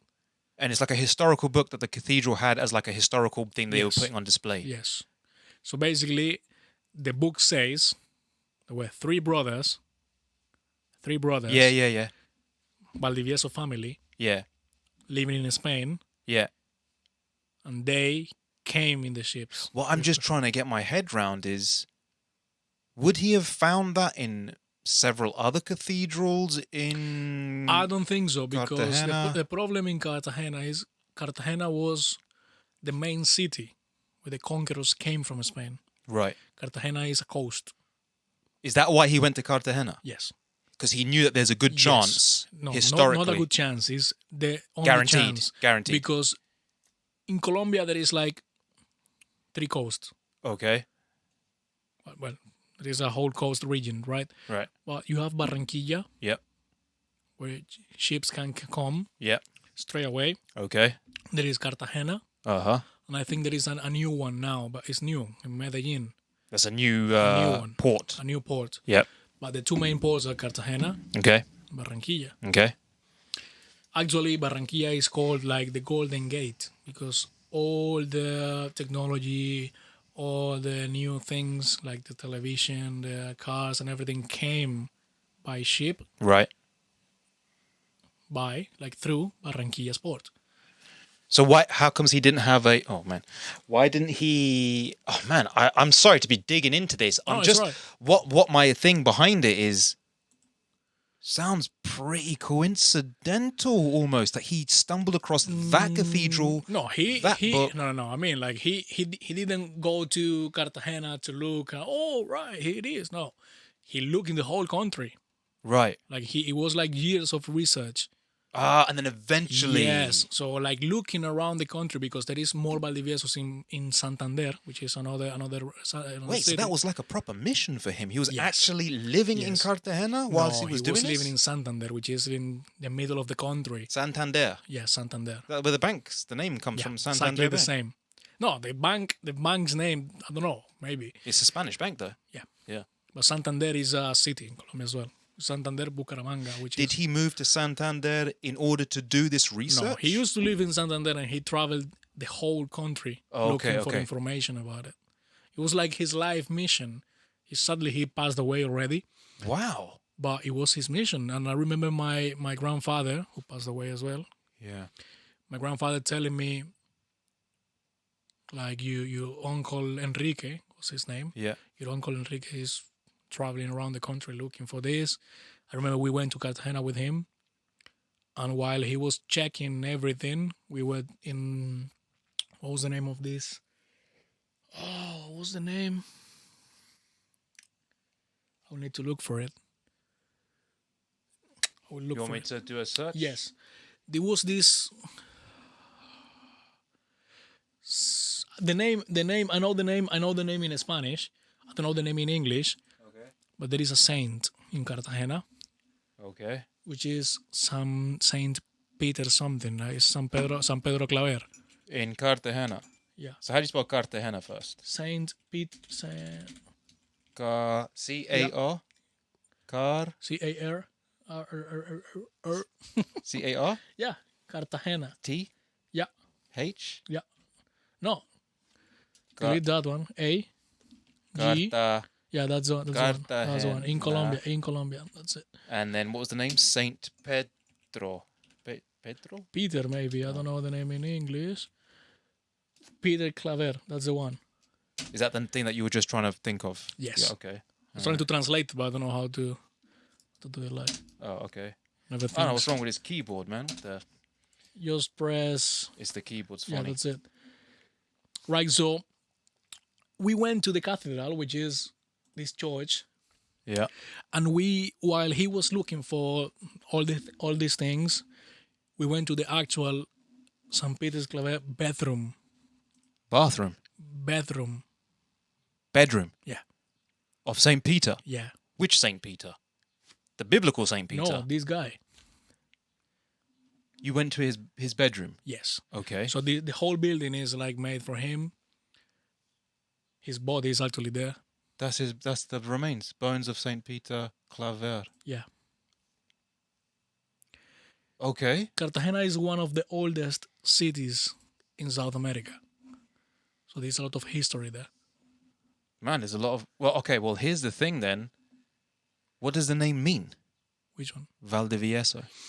What did he discover? I was looking for it. You can look for the meaning if you want in there while I explain to you. So the history was that one. The brothers came. The history is like... there is like a shield with the name. Explaining that the name means... Oh, that's the wine? That's the wine? Wine comes up. Oh, did you mean Valdivieso? I got the spelling wrong. Yeah, Valdivieso. That's what I meant to put in. And look for meaning. Look for meaning. Well, look, we can see the meaning. Your name. Well, that's not the meaning. That's not the meaning. It's a good wine, though. Like, your name means to be merry. So you know the names used to come from places or characteristic of people. So basically, Valdivieso comes from a valley, like a village. They lived in Valdivieso, the village. Yeah. Well, yeah, village or estate. Yeah, so it was like Austrian word. Yeah. Asturian word derived from the Asturian word. Asturias in Spain. Valdivieso, which means Old Man's Valley. wow, there's something... A lot of history, man. There's something Tim Burton sort of Johnny Depp kind of film going on here. Old Man's Valley. The Old Man's Valley. Yeah, man. That's Yeah, kind man. of there's something mystical about it. Yeah, it's an unusual name, actually. Your family has a crest and coat of arms, you know? Yes, it's that one. Man, how many names out there have a crest? You're royalty of some sort. Well, where is my gold? I don't know. I mean, like I know my family has a lot of history. That's the crest. But yeah, it's a lot of history. I hate these things. That's the crest. Valdivieso. Look at that. Ancient arms of Valdivieso. Oh, it's fascinating, isn't it? I love doing this, man, when it's just exploring the history. The history of people. I know. Is it so? You're saying, okay, I could keep going into this, but I feel like this whole segment, we weren't planning this. We're about halfway through the segment. Yeah, it's all right. Yeah, we can move on. But it was very interesting, the history. And, well, I think What is the history? Go on, because we never really got into it. Which history? Of the Valdivieso. I don't know the history, man. You don't know the history? I don't know the history. Like, I know what I've been telling to you. So you just worked out from your grandfather's brother. Yes, they came from that Spain. It came from Spain. Part of... Well, some Valdiviesos came from Spain. Yes. With Columbus. Yes. And the name means Old Man's Valley. Yes. So it's the place in Spain. Yes. Valdivieso. In Asturias, yes. In Asturia. Huh. But if you ask me, like, tell me the history, I don't know. Well, I weren't there. Well, that's pretty... I mean, you got enough history there already. Yeah, I think so. I think like there is a lot. Like, even when you know about your name that much, you can say this happened. I think it's a lot of information, actually. Many people, they don't even know the meaning of their where they're name. coming from. Yeah. I think it matters to a certain extent. You know, there's meaning in names itself. Daniel is a very interesting name. Yeah. Don't know if I ever told you about the meanings of these names. So, you know Daniel? Yeah, from the Bible. Yeah. Yeah. Actually, to be fair, I knew it once. I've forgotten. There is a book there. Yeah. Which one? Secrets of Daniel. Yeah. Yeah. Oh, Daniel is a very important book in the Old Testament, yes. And actually for the times we live in now, Daniel becomes more and more important. I can get into theology. I won't though. But it's all I know that when it comes to these names, the L bit is a sort of an add-on which is added to names like Michael. Yeah. So the L, Daniel, Gabriel. The L bit is almost like it's kind of like it literally is God. All right. So it's like son of God almost, or I think Michael is one who looks like God, which is why there's a whole thing in the Seventh-day Adventist Church, and I think some other churches like the Baptists, or maybe even Jehovah's Witnesses, maybe not, but they have this whole thing where most churches think Michael is a angel, an archangel, Right. one of the highest archangels. Actually, I'm not fully convinced about this yet either myself, but according to the church that I joined, they have a belief which says the meaning tells you Michael, one who is like God, is actually telling us that that's the pre-incarnated name of Jesus when he was one of the angels. I was kind of talking to you about this in the garden the other day. So even before you come to the human incarnation of Jesus, he takes the name Jesus. I've got to close that door because can you hear it? Yeah, a little bit. He's closing the door. You may be editing this, huh? Nah. This is how raw it is. This is how Joe would do it. This is how Jimmy Church maybe not, but Joe would just do something like this. So Michael is actually a name which is Adventists would say that Jesus. So this goes into the whole thing about even knowing that Jesus had a form in the creation, sort of metaphysically. Jesus was already in the creation. Because if you go from a creator to a creation, you're already talking about two different metaphysical things. The creator and the creation. It's like anything the creator does with the creation. If I have clay and I make as much as I try and make it look like me, it's not in essence me. I have created it. So the next question is, if I wanted to interact with this lump of clay, somehow, I gave it life, made it animate, whatever. If I wanted to, the big obstacle is, how do I make this thing understand my essence? So the next thing is, how do I enter into that realm? And so the next thing is, well, I need to somehow become lesser so that I meet them on their level. All right. There was an explanation that I heard. I know we've jumped the thing here. I'll just keep it simple. There's an explanation. The guy said, Chuck Missler, whose name, his opening words are on the beginning of this podcast. He said, think about it this way. When we talk about the divine and the creator and the created, he's like, physicists tell us that we are now living at least 11 dimensions. 4 are what we are able to comprehend. Yeah. 4th being time. He said, but because we are aware through the physics and the maths, there are up to 11 and maybe more dimensions. The thing is, we cannot actually comprehend it because it's beyond our dimension. So he said, let's say that, he said, the best way to explain it, the limitations, he said, imagine that we are as 3D beings, we now want to interact with the lower dimension, the 2D beings. Yeah. So if I draw on this piece of paper, a stick man and a stick woman, Mr. and Mrs. Flat, he said. He said the only way I can interact with them is to somehow make my 3D presence appear in their 2D world. But the thing is, there's going to be like, I think he was calling it data loss. Yeah. So when I put my finger into that 2D flat paper, Mr. and Mrs. Flat are going to see what they would see, all they would ever be able to comprehend. A circle, which it's a dot, which then turns into a circle and expands. And then at a certain point, when I pull my finger back out, it starts to get smaller again into a dot. That's the most they will ever be able to comprehend. Yeah.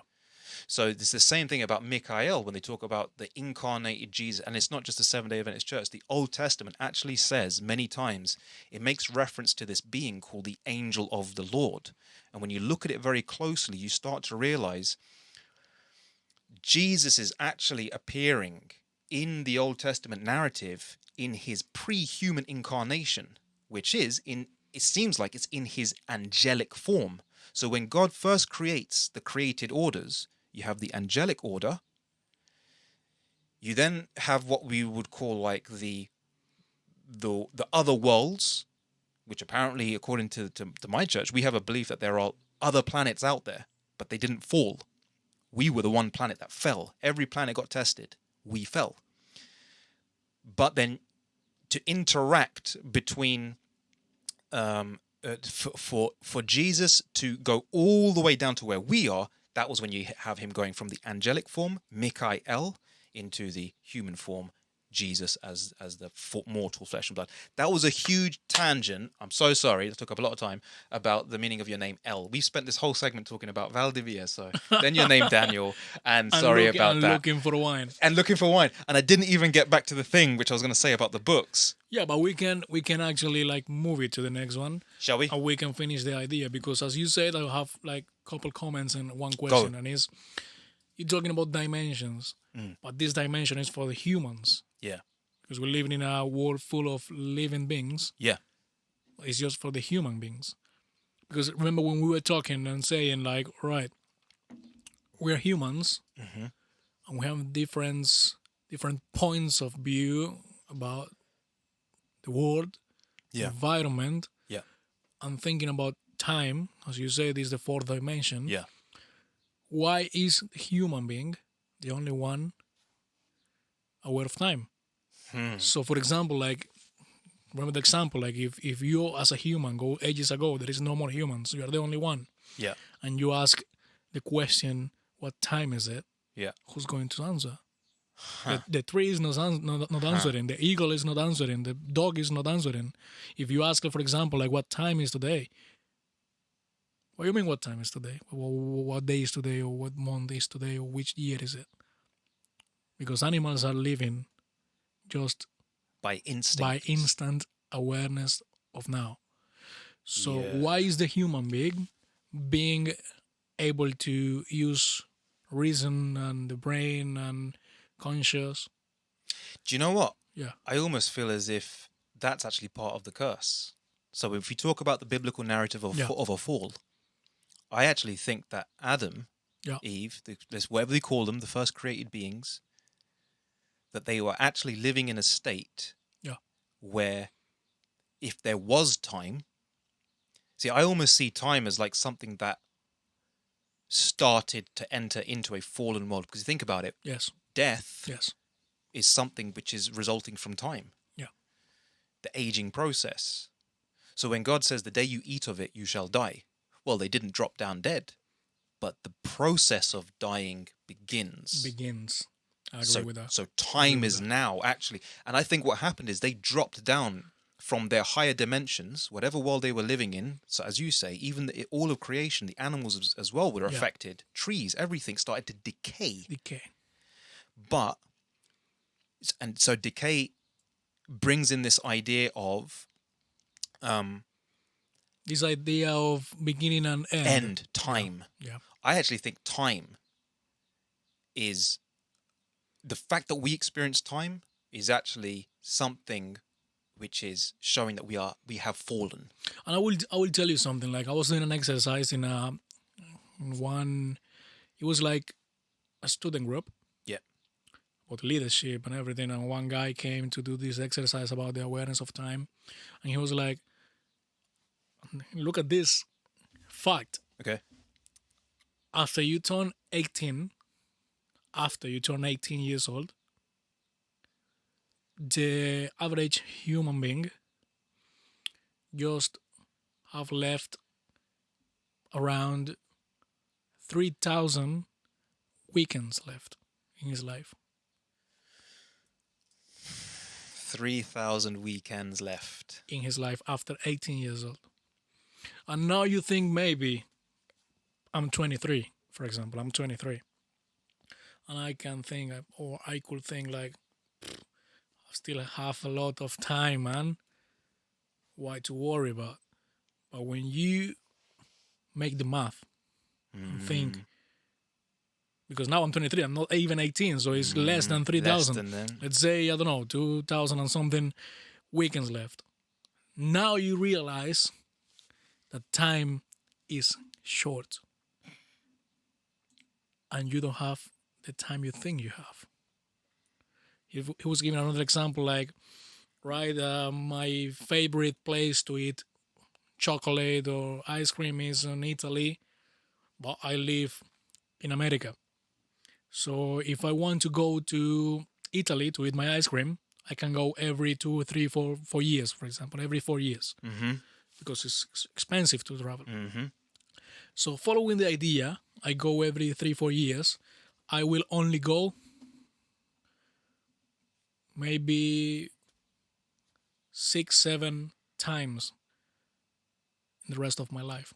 Because you realize that you're losing time. Yes.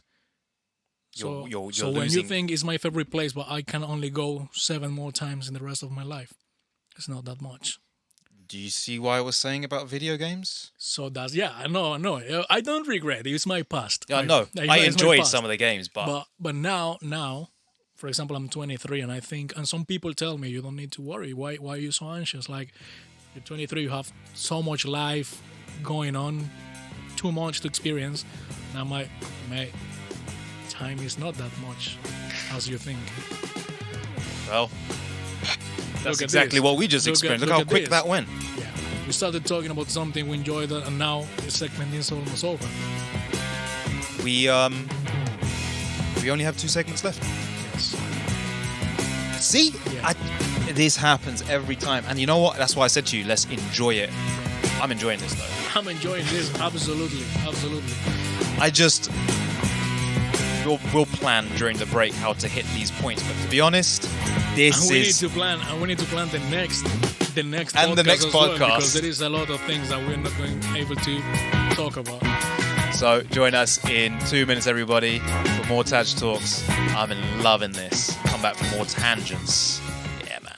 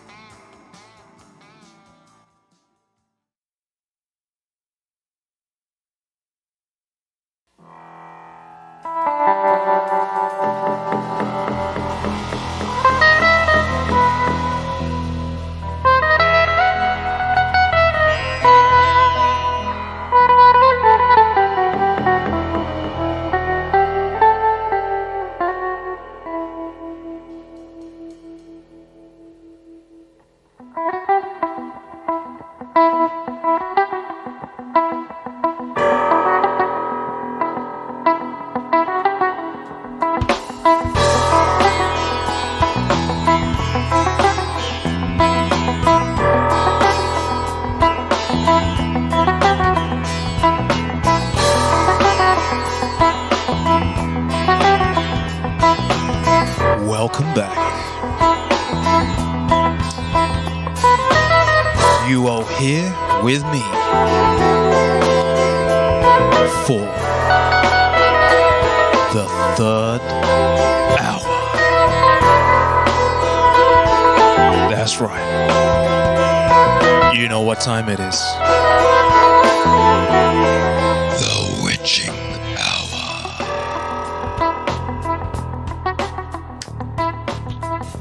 Bro, what was that? What was that? The hour. What was that? That was my best delivery of it.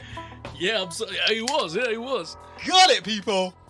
I did it for the first. I did it on the second podcast randomly, where I just heard this and I went, "Oh, hour 3, feeling kind of spooky," and I just came up with this idea of like 3 because apparently 3 o'clock in the morning is traditionally considered to be the witching. Yeah, there is a joke about it, but I cannot tell it here. Oh, really? Okay, we'll save that. To you later. We'll save that. So ever since I did it that first time, it was something that every time that segment starts and that music plays, I always do the witching hour. But I got it wrong every other time. So, but then your reaction was like, the hell is that? yeah. My reaction was like, where is this voice coming from, man? Oh, did you appreciate the voice? Did you like the voice? Yeah. It sounds nice. I mean, like, it's the first time I hear you saying something like this. It's not my first time. I know you do voices. Rav keeps saying, just do voices and characters. I should show you something, but it would take up time. Yeah. There's something that me and Rav worked on. It was the first thing me and Rav worked on. He's even talking about it even now. He keeps saying, he's like, Taj, we should re-release the What's Its glasses.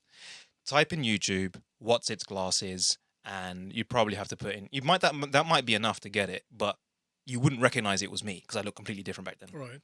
Type in YouTube, What's Its glasses, What's Its packet of crisps, and Buddy Rock. Type in Buddy Rock, What's Its glasses. That was the first thing me and Rav did, and he's still saying, mate, it was brilliant. We need to re-release it. And I'm like, Rav, yeah, go ahead. He's like, we should put it on TikTok and this. And I went, yeah, go for it.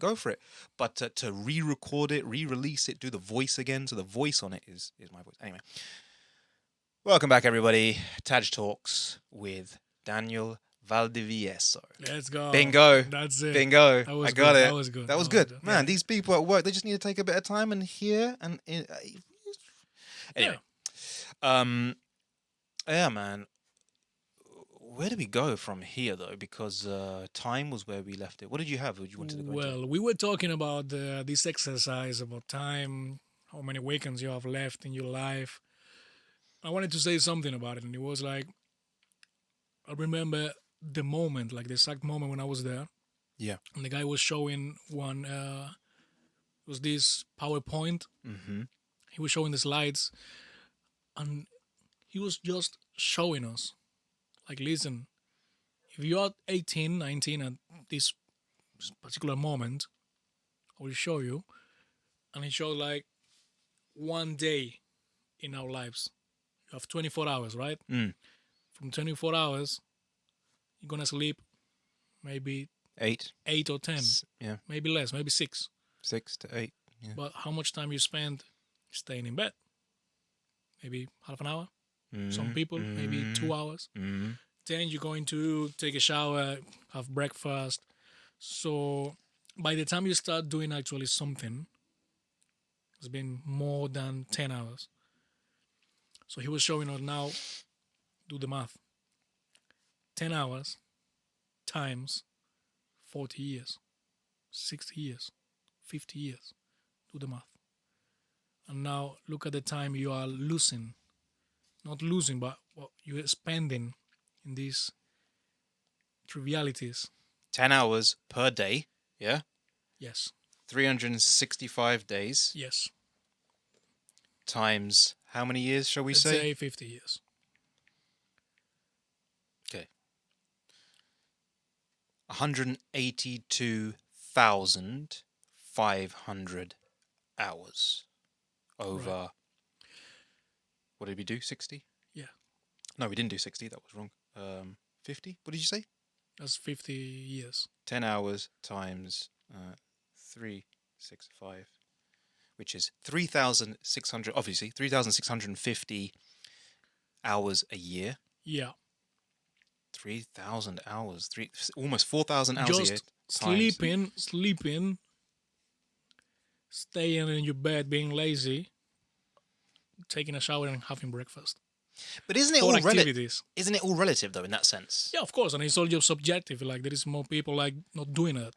Because you think about like, well, you need to do certain things that will, like, you need to sleep. So when you add up 6 hours at the very minimum. No, of course, I'm not telling like it's something wrong. I'm just bringing the fact that that's the time you spend in bed and doing this stuff. Yeah. Because some people, like you can hear some people saying, "I don't have enough time."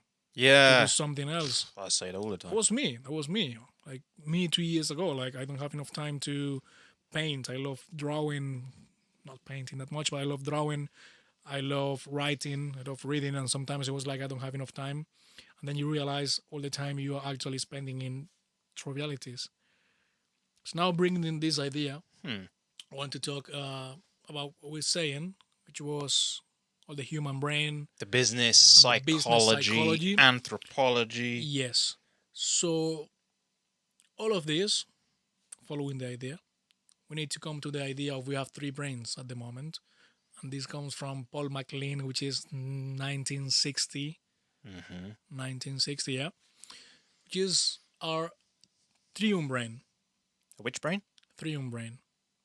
Triune brain. 3 brains. The first one, the basic one, the reptilian brain. Right. This brain, main function, keep us alive. Your fight or flight response. Yes, it's the first response, it's the unconscious one, it's always making us breath, keeping us aware of danger, is the one keeping us alive. Second one, the limbic brain, okay, giving us emotions, the ability to feel sad, angry, or happy, which is the 3 basic emotions. Okay. Out of these 3 emotions, you have more levels of the same emotion. For example, if you feel, let's say, happy, you can go from happiness to euphoria. Okay. For example, from sadness to depression, it's different stages of the same emotion. Okay. You have 3 basic emotions. Yep. And then you have the cortex brain, neocortex. Okay. Which is the one who makes us like think and think about the emotions we are developing. So now you are not only feeling sad, now you can think, why am I feeling sad? What's the point? What's the reason of my sadness? And now when you start thinking about it, you start giving reasons to everything. What's the problem? For example, now talking about business as well. Some people think the most important brain is the cortex one. The thinking brain. The thinking brain. Which is the third one you mentioned. But actually, this thinking brain is the least important. Is just messing around. And I will give you the example because I love this example. Okay. I watched this in a TED Talk. So imagine your reptilian brain as Homer Simpson. Okay. Right? Okay. The limbic brain, let's say, is Snow White. Okay. From Disney. Yep. And the other one is Albert Einstein. Right. Right? Yep. Albert Einstein is always there. Okay. But then you have 2 situations. Let's say you're buying a laptop. Okay. If you're buying a laptop, the buying decision is going to be made of or by Albert Einstein shopping with Cinderella or Snow White, or Albert Einstein shopping with Homer Simpson. So he has to choose. He had to choose. So now, think about Homer Simpson being the main character. So hold on, let's just so we're saying that in that decision that you're about to make in terms of which product to buy, laptop to buy, your very conscious, analytical Albert Einstein mind. That's the trick. Oh. The more conscious you are, the less you're buying. Okay, hold on. Before you go into that, let me just go. Yeah. Let's do. I'll keep away. That's an interesting point.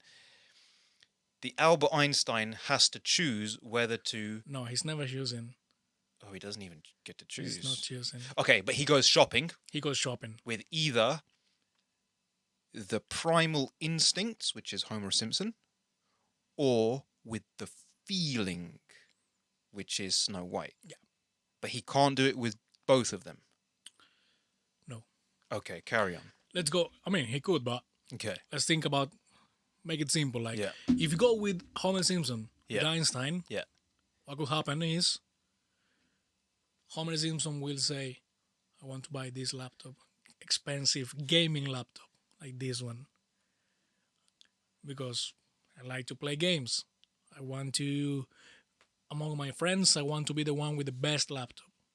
Okay. I want them to think, oh, this guy has, this laptop is amazing. Okay. I want to feel accepted in community, in society. Right. And Albert Einstein will say, mate, take it easy. You need to save money. So the thinking and the reason you need to save money. This might be amazing laptop, but you just need something to study. Okay. To edit in your videos. This is too much. Too much money, too much. Okay.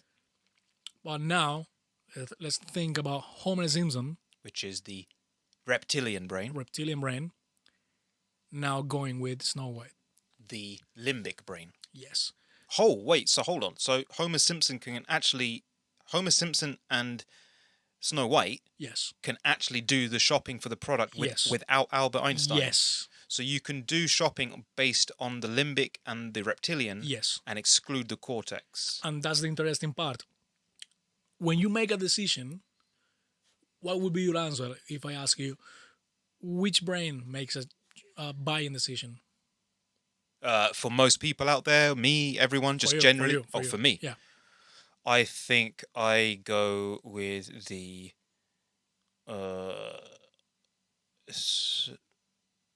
I think I go with the Albert Einstein brain. And that's what you think. That's what I think, but that's I'm not. What you think, but I'm not. It's never like that. It's never. It's never like that. So basically, there is two choices. Okay. So when Homer Simpson is going with Snow White will say, mate, look at this laptop. £3,000. Beautiful. Ooh, the feelings. Beautiful. Imagine how you're gonna feel with this laptop among your classmates, your friends. Oh, look at the design, man. You need it. And Homer Simpson will pay for it. Will pay for it. Because being accepted is a basic need for the human being in the reptilian brain, which is surviving. If you are accepted, you can meet other people. If you meet all other people, you can create more human beings. And that's surviving. Yeah, but you're saying that no one buys with that rational part of the mind, the cortex mind, the Albert Einstein. You could buy. I think I made this purchase based... Of course. For example, I will tell you, when I bought my laptop a couple months ago, I bought one normal laptop, like it was a Lenovo. It was a cheap one just for uni. ThinkPad or something. Yeah. And then I was so tired of it.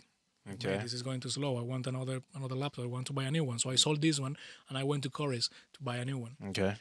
And I was looking at laptops, I was, oh man, Snow White speaking, Okay. Look at this one. It was a green, like a mint green with lights. Okay. And I was like, whoa, I want that one. And I told Natalia, she was with me, I want that one. She was like, sure.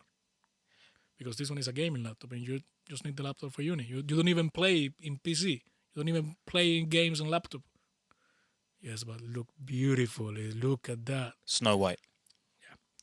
So basically, she called the guy working there to tell me, like, let's look for something more suitable to your situation and your needs. Like, I don't know, something good enough, but not a gaming laptop. Okay. So he started showing me laptops like, look at this one, Right. look at this model, look at this memory in this one, the Yeah, RAM. yeah.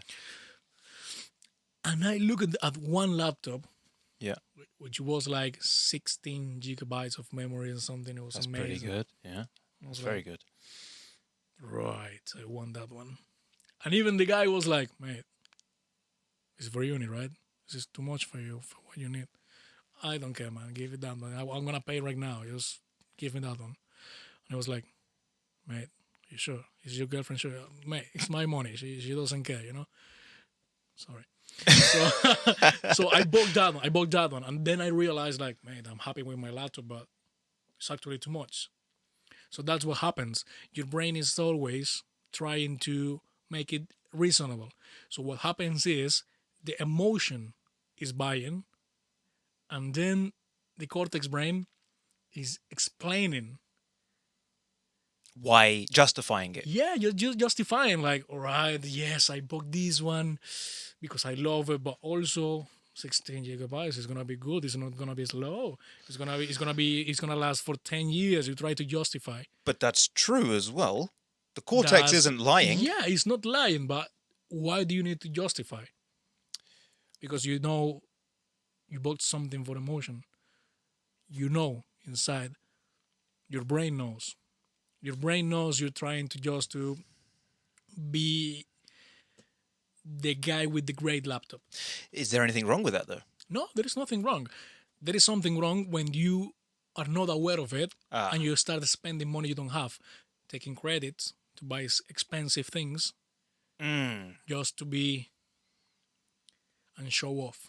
And I suppose because there's a certain part of it where all three seem to be almost essential elements.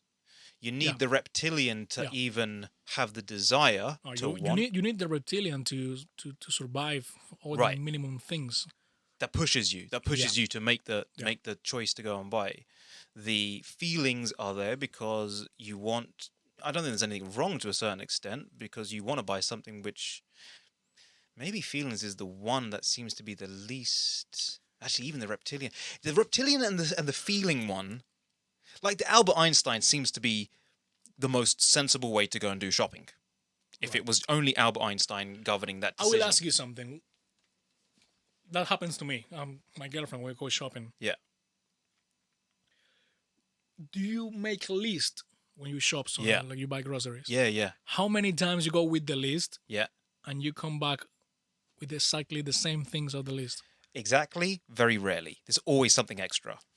That's right. Even if it's not many things extra. So Albert Einstein is trying to make it reasonable. Like, right, you need this stuff and that's it. That's what you need. Yeah. But there is always something extra. And there is always something extra. I'm getting confused. Is that then... Because it sounds like Snow White and Homer Simpson are working together to screw over Albert Einstein. Not screwing over. Like, when you're buying, for example, a car. Yeah. This is a book of Jürgen Klarik. Okay. The book's name is it's about neuro sales. Okay. So when you're trying to sell a car, you need to be aware of who is buying. Okay. That's what is very important to know the market. Who is buying? If the person buying is a single man, it's gonna be different of women with 2 kids. Mm-hmm. You know what I mean? Mm-hmm. The single man is looking for freedom, adventure. Okay. The lady with 2 kids is looking for safety. Okay. So once you understand the needs of the buyer, now you can approach the person like with the needs. This comes back to the idea that actually all three are kind of working together. Yeah. It's almost like an algorithm. You need to justify. That's why you need Albert Einstein. But the problem is the emotion is always buying. The reptilian is always buying.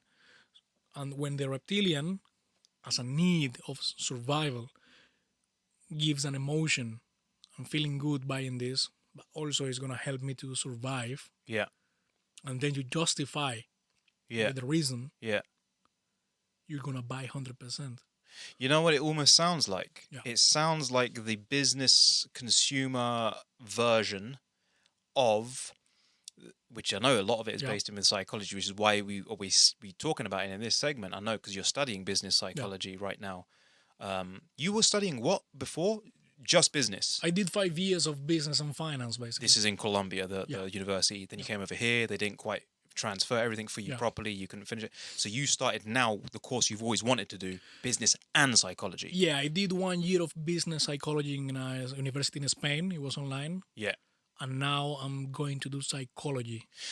Because and I can see why the two go hand in hand. And I think many people nowadays know enough that consumerism, shopping habits, in fact, much of life is informed by our understanding of psychology.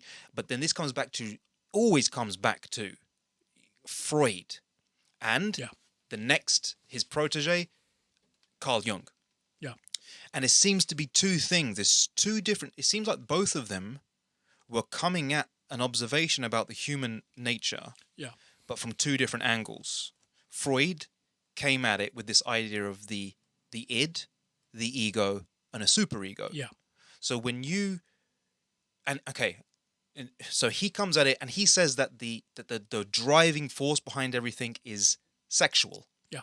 Which is why today people say that, not just people say, it's based upon some kind of impulse buying, which is often very sexual. When you think about buying something for survival is basically reproduction. Right.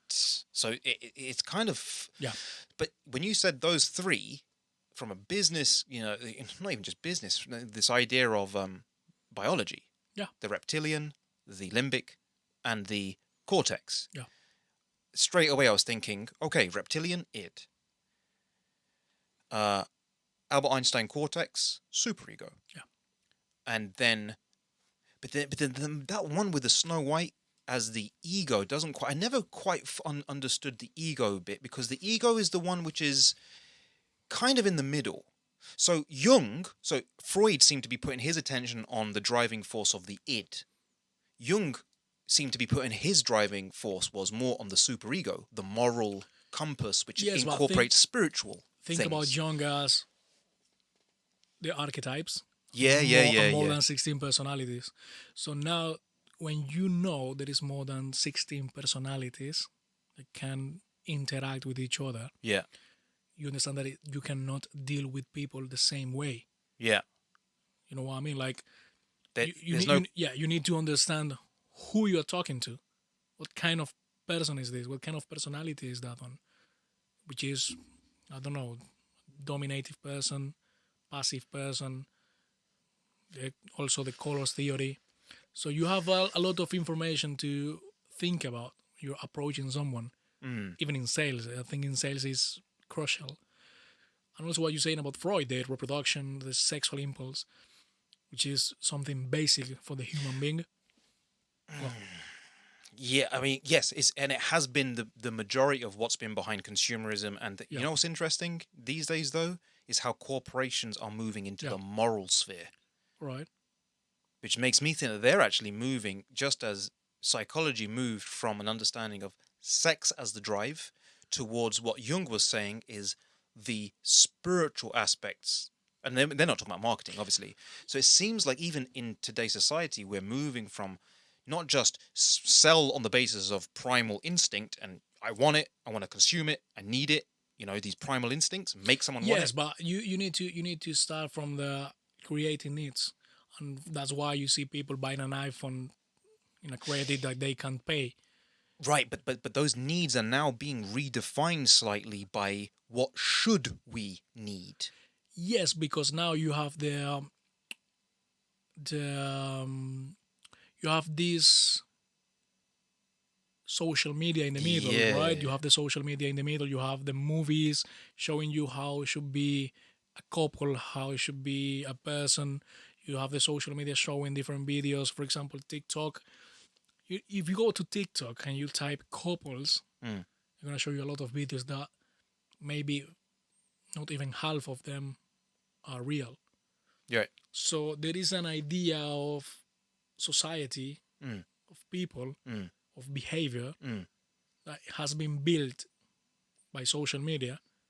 And we, as human beings, try to be as equal as it. Yeah, as possible, as close to that as idea. Close to that idea.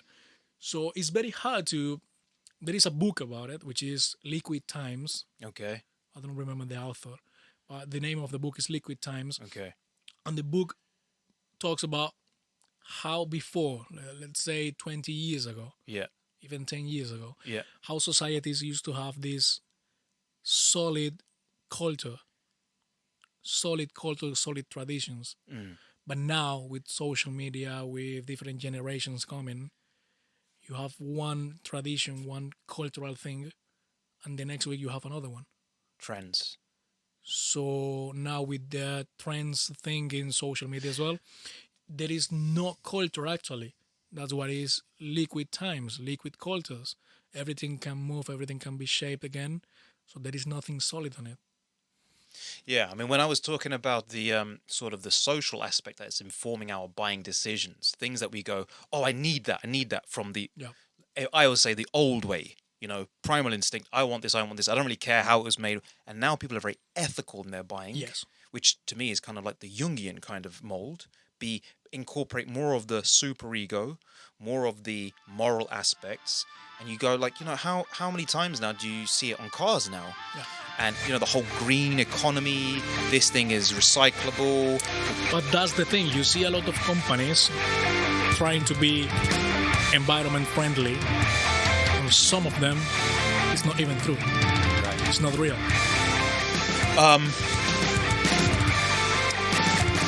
I didn't ask you about the hero's journey. We can talk about the next segment. Is that kind of connect? Yeah. All right. Everybody, we're coming up to the last segment. We're going to do overtime. I'm going to stop calling it overtime because it seems like every guest I have here, I just want to keep going right to the end. So there really is no overtime. I think this is just going to be the normal thing. That's it. Join us back in 2 minutes for more TAJ Talks with Daniel Valdivieso. See you in 2.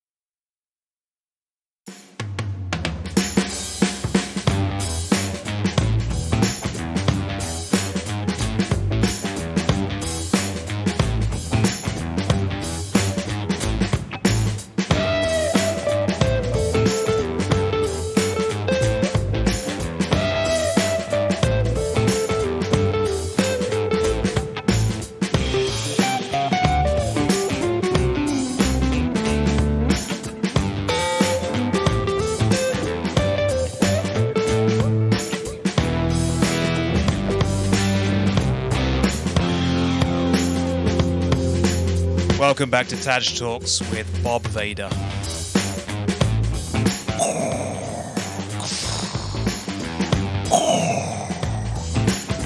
I had to do something, everybody. I was getting so sick of this segment. I rue the day that I started doing this stupid thing with this polystyrene head. But here he is. Stupid music, stupid head bobbing. It's Bob. I'm really so... Ew, that looks kind of psychedelic.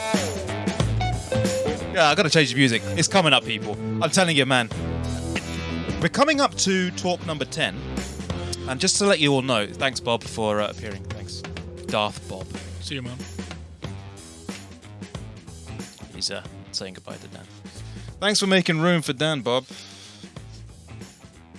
Darth Bob, Silent Bob, Headless Bob, even though he's got a head. Bodiless Bob. There's so many names. I've forgotten the other names for Bob. Anyway, yeah, just so you all know, people, I'm thinking when we come to talk number 10, I've been talking to Rav about it. I think number 10 is going to be one of those kind of like summary podcasts. There'll be no guest. Rav, I'm planning it with Rav so that he appears just for like a brief segment. Comes in, we have a little chat about the podcast, see how it's going. But that's also going to be when 11 kicks in. I'm almost seeing as like 11 being season 2, you know? So it's like season 1, this is season 1, 10 episodes, 10th episode, season finale, sort of. And then I kind of make changes. So as I've seen things going in a certain direction, I'll be like, okay, you know what? I might change this music. I might change this thing. Might get rid of that stupid polystyrene head. You know, sorry, Bob.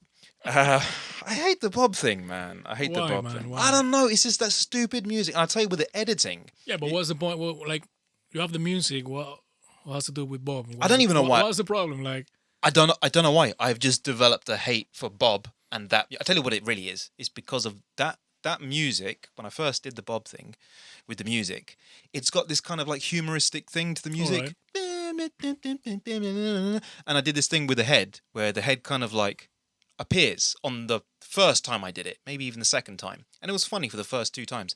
And then afterwards I was running out of things to do. So today I did this whole thing where I was like, let me make him Darth Bob. Because he used to wear a different helmet, that helmet sitting over there. You've seen it, right? Yeah. So, with the goggles. And then I just went, I had the motorbike accident. So I went, hey, this is the perfect time to do that scene from Star Wars when Anakin becomes Darth Vader. Yeah. When you were standing outside today in the rain, like, ready to come, and I knew it. I was saying to them, I was like, I know Daniel's on his way. He's probably standing outside now because I just got a message from him, and I'm doing this stupid segment. It was no plan to it really. I just went, I need to christen him as Darth Bob. He's now becoming Darth Bob. It's the only way I could find anything. Oh, he's the wrong way. It's the only way I could find anything. The dark side. Yeah, he's going to the dark side. But it's going to get a lot darker for you, Bob. I think your days are numbered, mate. Sorry. So yeah. Yeah, motorbike accident, man. Jeez, yeah, I was telling them at the beginning, so that was where it got. Yeah. Well, thanks God it wasn't serious. Like, yeah. Are you good? You're getting better now. Yeah, the leg is still sore. I'm still limping. It was an experience that made me think about many things in terms of the whole motorbike thing. You become cautious when you do stuff like that. A little bit extra careful on the bends. And every time I saw gravel, I kept calling out to the guys on the headset. I was like, guys, there's gravel. And I was like, just saw every stone. I went, I'm looking at you. I see you. Not that I was going that slowly. But, yeah, man. So, but one of the other things is I came back and I was talking to the guys about it. And I said, I almost feel like I've earned my stripes now in terms of being a real motorbike All right. rider. I feel like you have to have like a fall. You have to. And once you do, you've got to get back up and go straight back into the thing again. So... Would you ever ride a motorbike? Have you ever rode a bike?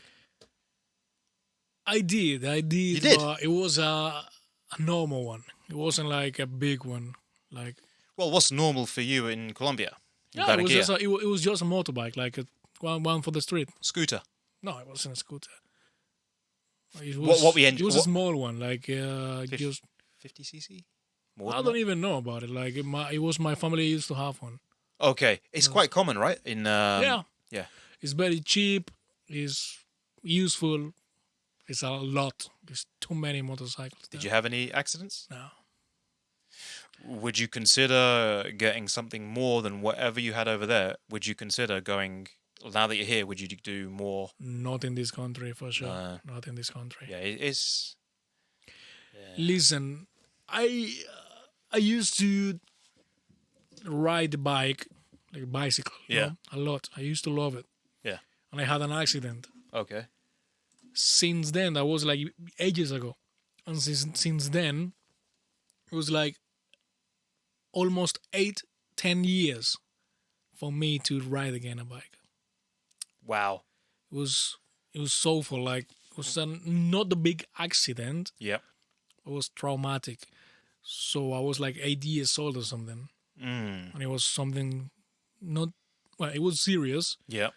So it was like 18 years ago for me to be brave again and tell my mates, like, man, I want to get on a bicycle. Yeah, let's go for a ride. Hey. And they were like, what do you mean? What do you mean go for a ride? You're afraid of it? Yeah, man, but... Was it like BMX, like in a dirt road? No, it was on the street. It was on the street, going around the city. How fast were you going? Very fast. Downhill? No. It was just on the street with a lot of cars around. Oh, man. Was there a collision with a parked car? For me, it was with a motorcycle. Oh, okay. I don't want to ask too many questions. I think there's enough there. So I was like 10 years without riding a bike, and I told my mates, like, you know what? Let's go for a ride. And they were like, you sure? Wow. Yes, why not? And, you know, people say you never forget how to ride a bike. Yeah. I didn't. So it was good. Yeah. I went a couple of times. And, yeah, man. It was good. I think that's life, isn't it? Life involves risk in everything you do. Yeah, absolutely. Absolutely. And when you do something, it's always a 50-50. Like, you can manage risk as much as you want, but there is always this risk of failing or falling over. Yeah. So the only thing you can do is go for it. Go for it. Take if the chance. If something happens, learn from it. That's it. I was surprised when I told my mum, because my mum was probably the one. My mum and my sister-in-law were the ones when I was first mentioning getting the motorbike years ago. They were both like, nope, you're not getting a motorbike. You might as well just stop. That's what Natalia's mom says. You know, Yeah. she always says, like, if you want to buy a motorbike, buy the coffin first. She used to say that. But the thing, but in Colombia, it's different. Yeah, it's too dangerous there. People drive like crazy. But listen, man, even with us, we were going on the A roads, B roads. We weren't even on the motorway. Man, if I was going faster, like even that helmet is not even an open face helmet. It looks like it's a completely sealed helmet, but it's actually one that has a removable face mask. This Darth Vader bit can actually be removed. And when I fell, I didn't have that bit on. So I was lucky the way that I hit this way. Yeah. And that I wasn't actually doing a great speed either. But anyway, that is what it is. That's Bob, and that's life, that's accidents, that's risks. I kept grabbing Bob in this section. It's like I can't really. Yeah, because you love Bob, man. Maybe like, secretly, Bob, you cannot get rid of the guy. Man, it's just a love-hate relationship. Dan, I really have no idea. We were just saying in the break, we have no idea where to go. There were so many things that we could talk about. We could go into, like I know I could. I think I want to switch this around the other way around. Yeah. I was going to say, we were saying, let's save some of the book things for later, another podcast, and let's do the religion thing. And I think we should do it the other way around, because I know I could do the religion thing with you another day. So I'm just going to leave that there. I'm not going to, I think, we've actually covered a few religious things already, unexpectedly. Yes, we did. Yes, we did. And I love that. That's why I like talking to the people that I talk to, because they have open minds and you can explore topics in all kinds of ways. So appreciate that, man. I appreciate that we just had we had a good conversation today about things and unexpected. But here's one thing that I loved it when you were talking to me, and we were out having coffee once. You started telling me about The Shining. Yes. And you said, Taj, have you read the sequel? Oh, yeah. Dr. Sleep. And I went, what? I said, there's a sequel. So, without giving anything away, because I kept saying to you, don't tell me, I can't believe there's a sequel. The Shining, the sequel. Tell me first of all why you love it, because you said, man, it's my favorite book actually. I told you about it. Doctor Sleep is my favorite book ever, and I like to read business books, psychology books. Yeah. And I used to read a lot of crime books, fiction. Yeah. But this one in particular, I don't know why. So more than The Shining itself? Yes, more than The Shining. You actually prefer the sequel? Yeah, because I read The Shining. Yeah. And I watched the movie. Okay. Shining movie. Okay. The old one. Yeah. So then, and I will tell you something funny. I didn't know about The Shining at the time. I read Doctor Sleep first. What's it called? Doctor Sleep? Listen. Someone gave the book to me. Right. Someone gave the book to me. So it was like, it's a horror book, with a lot of things. You will like it. All right, I will read it. I read the book in 2 nights. Okay. It's basically 2 days. Okay. And it's a big book. It's like 400 pages or something. Yeah. I read it in 2 days. Yeah. I love the book. Yeah. And I was looking for it on internet, right? I was researching. And I realized the book, it was the sequel of The Shining. Right. I didn't know about The Shining at the time. Okay. And I was like, what do you mean this is a sequel? There's one before. So there is one before. What do you mean there is one before? Wait. Because Doctor Sleep is not that old as The Shining. Shining is way older. Okay. So I started looking for The Shining. I remember I bought The Shining straight away. I read the book. And then I looked for the movie. Okay. And I remember when they announced Doctor Sleep movie, you remember, with this guy from Star Wars. I've never heard of Doctor Sleep. Mate. That's why I'm so confused. Come on. So I don't think most people... You have The Shining, right? You have The Shining. You love The Shining. It's not that I love the movie. Right. I remember after I saw the movie, and even but you don't know about the book. I started reading the book, and I was like, "Wow, there's some scenes in here which are way better." You like the movie. I like the movie, and I did enjoy the book. Movie is nice. Yeah. But when you read the book, yeah, there's too many things that are not in the movie. Yeah. And there's some brilliant. So, when I was reading the second one, like Doctor Sleep, before reading The Shining, I was like, "Man, this is amazing." That must have been amazing for you. And I remember one scene because the guy, the boy from The Shining is Danny. Yes. Danny Torrance. Yes. So Danny, and my name is Daniel. So my parents. Oh, you told me. Yeah. My parents used to call me Danny when I was younger. So I was reading. It was like 2, 3 in the morning. It was very late because I finished the book in 2 days. So it was like 2, 3 in the morning or something. And I was reading.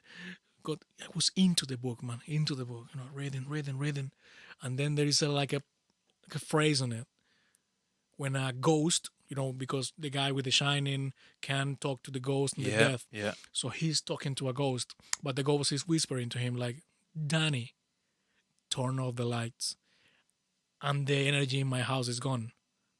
At that same moment. Lights are gone. Nah, man. And I was like, nah, man. Ooh, I threw the book, And I was like, all right, I think it's time to sleep, man. I think it's time to sleep. Woo, that's it. I was so scared. But the book is amazing.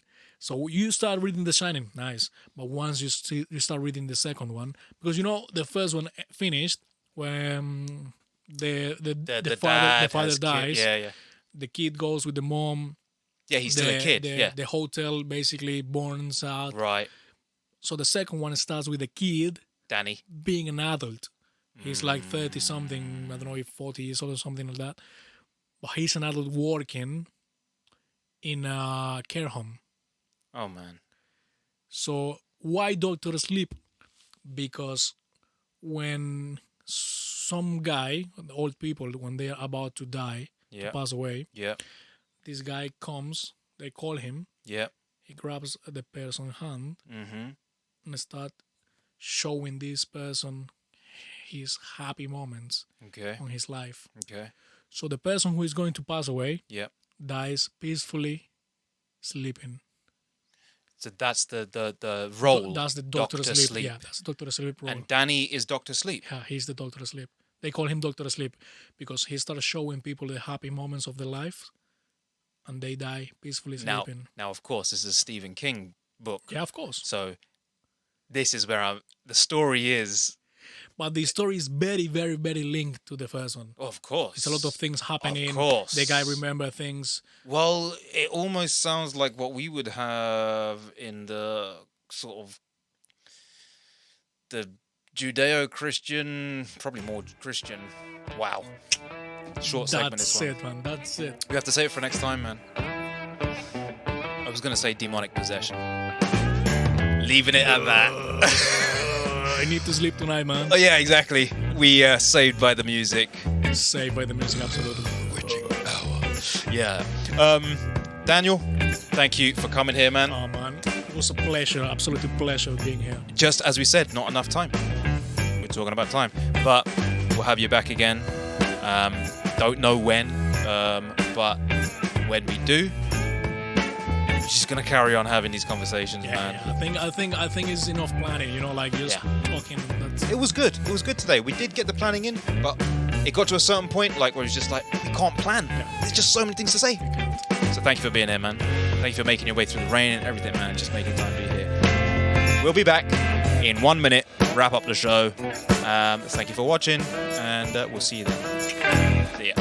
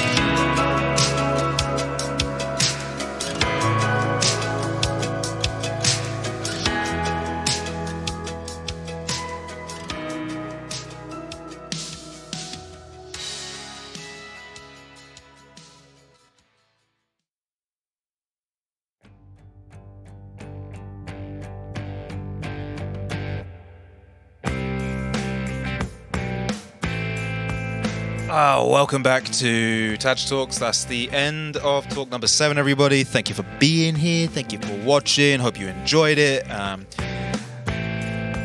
My guest is now chilling, enjoying the final moments, as most guests do. That's it. The world we live in. Straight to the phone. Catch up on all those messages. Anything? Missed out on anything interesting?